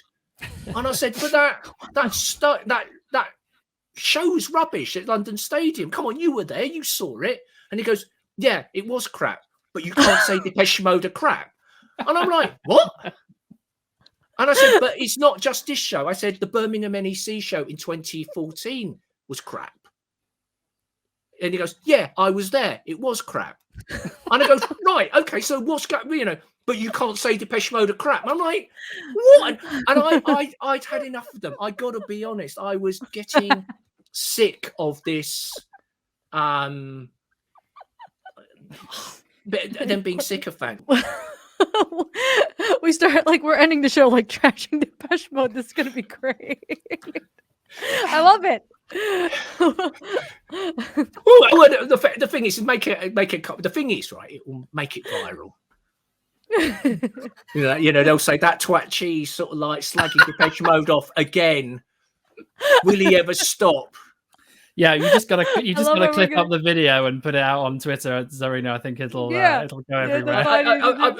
What you let it go organically, because people won't nut. You know, they'll listen to it, go, "What are you?" And then they'll either say, "Great, he's talking the truth," or he's being a twat again. I love it. You let it go organically. You don't need to mention it, but as people discover it, and then it will just go, where did I get cut off? The good period of Depeche Mode, and then what went wrong? You went through member by band member. Yeah, you're talking about David Gunn. Yeah, and how you don't like him as a person. Yeah. What did he do? I don't know any of this drama. Dave Gahan. I mean, it's well known. I'm not a fan of his. I mean, I think it's partly due to this cult hero worship of it. I don't think he's someone to be celebrated. You know, the stuff he's got up to. I don't think so. But what I did think was really funny when he did this solo album of cover versions that just come out. The press articles going, Dave Gahan finds solace in singing in other people's singing other people's words, and I thought he's been doing that since 1981. What, you know, because he didn't sing his own words on a Depeche Mode song till 2005, and I don't know. I find it just a bit unbelievable. This guy's held up as a hero who doesn't even write his own words. Do you know what I mean? I've had people, you know, I remember once someone was slagging off Girls Aloud, the girl band, who actually, you know, I have been to see, quite liked, and, you know, bless the late, you know, Sarah Harding, you know, rest in peace. There's just on that. There is a serious synth pop tradition in Girls Aloud, I would say. Yes, wouldn't you? I totally agree. If you go back now and you listen to some of the early Girls Aloud tracks, there's some pretty solid synth pop production in there. Oh, was it? There's a song called "Girl Overboard," which sounds like New Order fronted by Wags. Yeah, and Call the Shots is a great, amazing synth tune. Anyway, right, that's a tangent. And of course, That Loving Kind, written by Pet Shop Boys. Yeah, okay. Yeah. But, you know, so I remember this, you know, this someone was, you know, with me and slacking off Girls Aloud, you know. So why do you hate Girls Aloud? Because they don't write their own songs. I goes, do you like Depeche Mode? I go, yeah. Because Dave Gahan don't sing his own songs. I just sort of chucked a grenade in, and it's, you know, I don't know. I mean, you know, but, you know, saying that though, they've had periods of brilliance. I actually have a lot of affection for the album A Broken Frame, which everyone seems to hate. But I actually do like a lot of the songs on that album. But yeah, no, Some Great Reward actually is an album I like. Black Celebration, actually, from the first track from Black Celebration running through to Stripped, I think that's their best continuous sort of slice of music. But funny enough, Serene, I'm not that into music for the masses. I think there's some good songs on there, but there are better versions of the track. I mean, this will upset my Depeche Mode pals, but Behind the Wheel, I love the Shep Pettibone single remix. I think the album version's really ploddy and boring and doesn't go anywhere, and you can't dance to it. Actually, go on, Jake. Sorry. No, I was just going to say this is an extremely definitive opinion on Depeche Mode. I'm super impressed. I wish I had such an opinion, a well-formed opinion. I'm like impressed with the passion behind this opinion. It's like it's well studied.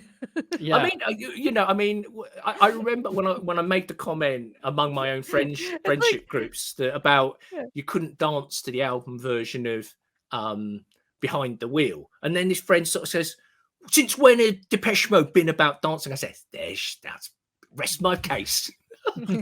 You know, and another friend sort of says, "Oh, behind the album version of Behind the Wheel is really good because it's held back." I said, "That's why it's a bit an anticlimax. It's all like you think it's going to do something, but it doesn't." But anyway, I think the single version's got a groove.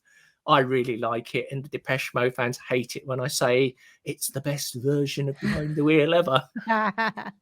I describe them a bit. I think it's a bit like an ex-girlfriend. You know, you loved them once, you adored them, and then suddenly they started hanging around with people you didn't like, and then they dyed their hair a color you didn't like, and they started wearing these weird clothes and listening to weird music, and all of a sudden you couldn't relate to them anymore. But deep inside, like anyone you've loved, you hope you get back together. It's going to be like the old days, but it never is. Well, I mean, weirdly, funny enough, I had this with OMD, actually. I remember their 2010 comeback album, being really disappointed with it. But then there was this band, Mirrors, who were very OMD-like, who did a sensational 2011 album. So it was literally like dumping the old girlfriend to go for a younger model. But then the younger model didn't last long because they sort of imploded and disappeared. And then luckily OMD made a decent album in 2030. You went back to the old girlfriend with, English Electric. English Electric was me getting back with OMD. I mean, that is one thing about Depeche Mode, which I find very interesting. So I really like the way some modern synthwave, synthpop artists, whatever you want to call them, have taken specific elements of Depeche Mode and they've used them in their sound design, in their production, because it's like a little bit like what you're saying. They've taken a lot of the agony out of it and they've just selected, okay, here were the great bits. Here were the bits that work really well. And then, we haven't talked about it that much on this episode, but another thing I find really interesting, actually, it slightly comes back to your comment about people having a midlife crisis and buying a synthesizer. One thing I really look for when people submit tracks to the radio show is they have a modern, acceptable level of production. And there's also something about that, like taking what are actually great elements from these tracks, putting a level, high level of modern production around them, and you're getting a little bit of the magic back by doing that, which I was so. And Depeche Mode are one band who, a little bit like Nine Inch Nails, who are continually referenced in that way. I see it everywhere, which is, it's just an interesting phenomenon to observe, really. I think the thing is, I can hear all sorts of things in all sorts of bands, so it's not always obvious, But when it's timeless music, why not? I mean, friend of mine, James Nice, who runs 2 record companies, Factory Benelux and Les Disques Crepscale. That's French, but I don't know how to pronounce it. But he's also the Factory Records biographer as well. But he keeps an eye on modern music, and he said something about he doesn't mind if something is imitative, as long as it's good. And that's the important thing. To me, it doesn't matter if it sounds like something else or it reminds me of something, so long as it's good. But if it reminds me of something and it's rubbish, then it's a bad combination. It's a bad combination. And it's, you go back to this sort of, again, with cover versions, it's sort of like, I won't mention the name of the artist, but someone has recently covered a New Order song, a very classic New Order song. And because they're doing it electronically, they thought to themselves, all right, can't do a note by note cover, but let's not use the original hooks. Let's try and make up some of my own hooks. And it don't work. And, Blue Monday's been covered by goth bands. It's been covered slowly. It's been covered, in an industrial way. It's been covered in lots of different ways, and it works because they're doing it differently outside of its original thing. You try and do it with the same instrumentation, you're stuck.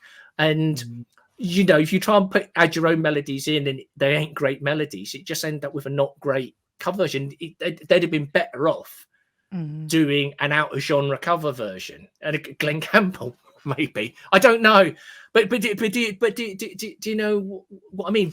There's very few synth covers of synth songs that actually work. I'm not saying they all don't work, but if I see an electronic or a synth that covered Depeche Mode, it's sort of like out the door. People think I will like a cover version of a synth song, and it won't.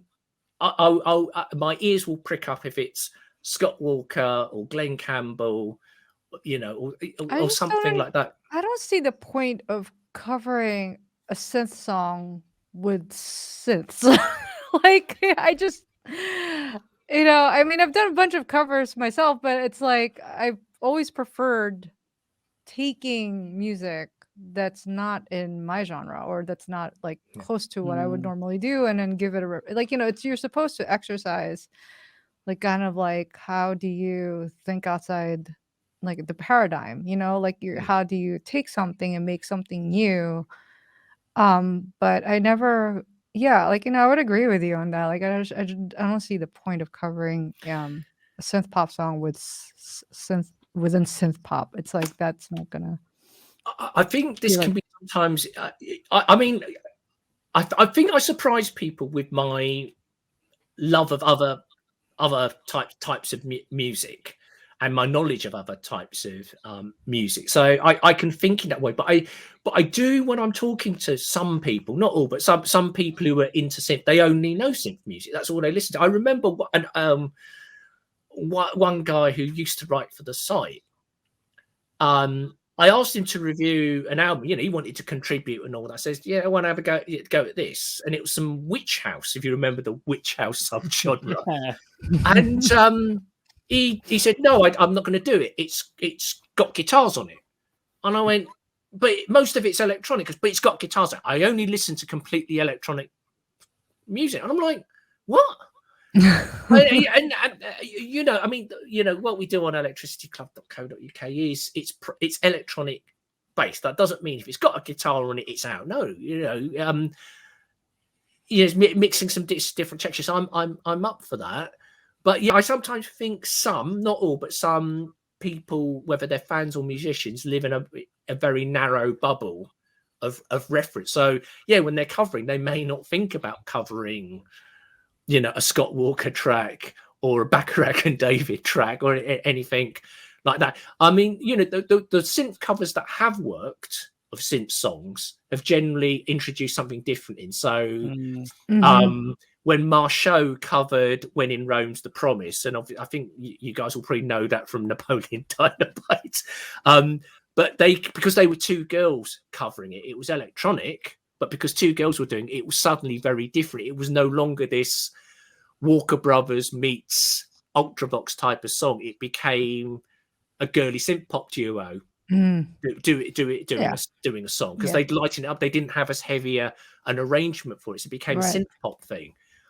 So that was different. But yeah, no, the cover versions are, you know, are interesting. I've got to be honest, I'd rather hear a cover version than hear a remix.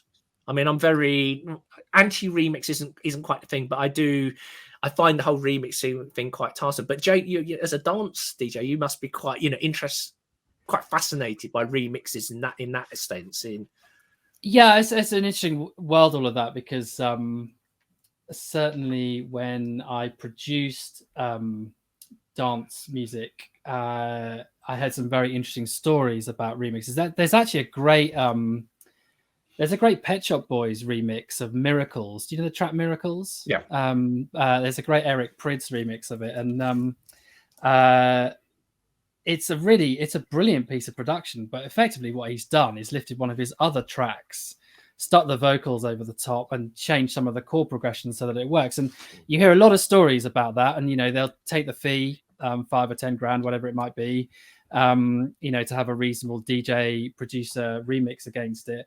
So that definitely happens, and I think that probably does give remixing a fairly bad name. On the flip side, you get people who, you know, are real genuine sort of studiers of the art, who will take a track that might be like a little like you say, well out of their genre, but perhaps has an amazing melody, might have an amazing hook, and work some real magic on it to kind of make it their own. Either whether the intention is to make a dance floor go completely crazy, or whether it's to, you know, interpret it into another genre. And a lot of that making it their own will be playing the instruments again. It'll be, you know, having to do stuff with the samples that makes it work in a different tempo.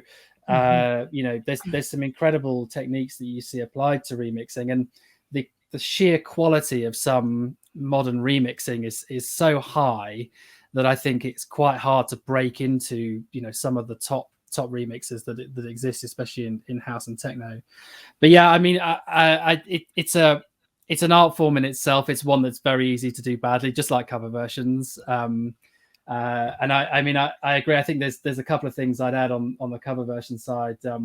Sometimes it's really interesting to hear an artist do a cover version of a track that is so fundamental to their sound that they feel they have to go and cover it, because it's like, okay, they sound like that song, and then they put that song into one of their sets, or, you know, that's always interesting, because then you get their kind of version of a track that is deeply loved by the artist. That's always interesting.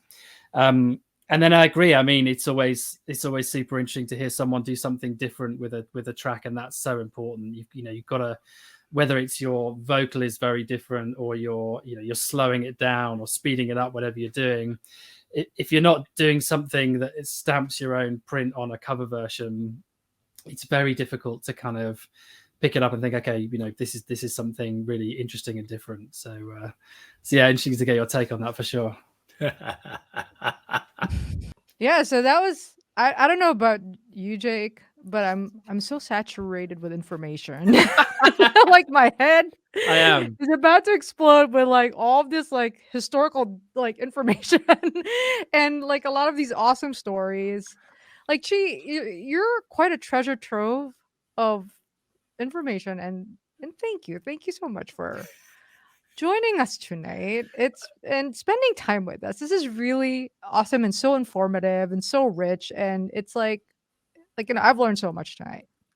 Well, thank you for having me. And I've made new friends here. Because I mean, the thing is just messaging on the internet and messages and you can be friendly, but you don't get the gist of it. It's when you can look people in the eye even though it's on a screen, and be able to have a live chatting and interaction, and it's just been so enjoyable. And this is the important thing about music, whether it's rock, synthwave, or whatever, that if we get involved in it, whether it's as musicians or as fans or as bloggers, video, vloggers, whatever, that it's actually fun, that it's that there's actually smiles and laughter. And I think the laughter is the essential ingredient. I talk about this stuff in a really geeky way, but I'm laughing about it because it actually is. Pop music should be it's the most important thing in the world. But actually, it's the most ridiculous thing in the world, and that's what a lot of what I base my writing and styling on is Smash Hits, who Neil Tennant was deputy editor for. And they were actually, the whole point of the magazine was pop music was to be treated as the most important thing in the world and also the most ridiculous thing in the world. Because, at all levels, whether it's the biggest pop stars or people at local independent level, you get some ridiculous behavior that can be laughed at. And that's what it's about. We can laugh about it, but also there's so much to enjoy with the music side of it, the community side of it. But then the community side, it sometimes then turns into this weird religious cult, and that's to be laughed at as well. I agree with you that something's crap, but you can't say it's crap. That sort of logic. So it's been fun. That's the important thing. I've really enjoyed it, and the amount of time that's we've spent talking, it's felt like 5 minutes. It really has. And thank you for putting together tonight's playlist. Awesome playlist. Wonderful, really pleasure. Fantastic playlist. And so any final words to our audience, guys? Oh no, well, nothing from me. I think we'll need a part 2 for sure. Yeah, we definitely need. She's always welcome. You're always welcome to come join us, and we can cover another topic or another history lesson, another musical genre. Pick your topics. I mean, you can tell I can talk, but I do let you guys talk though. So that's an important part of the doing anything. Like it's got to be a conversation, not me blabbering on and lecturing. No, but we love hearing you blabber. It's great. All right. Well, good night, guys. Thank you for joining us. Hope that you enjoyed tonight's episode. All right. Good night. See you later. Bye-bye.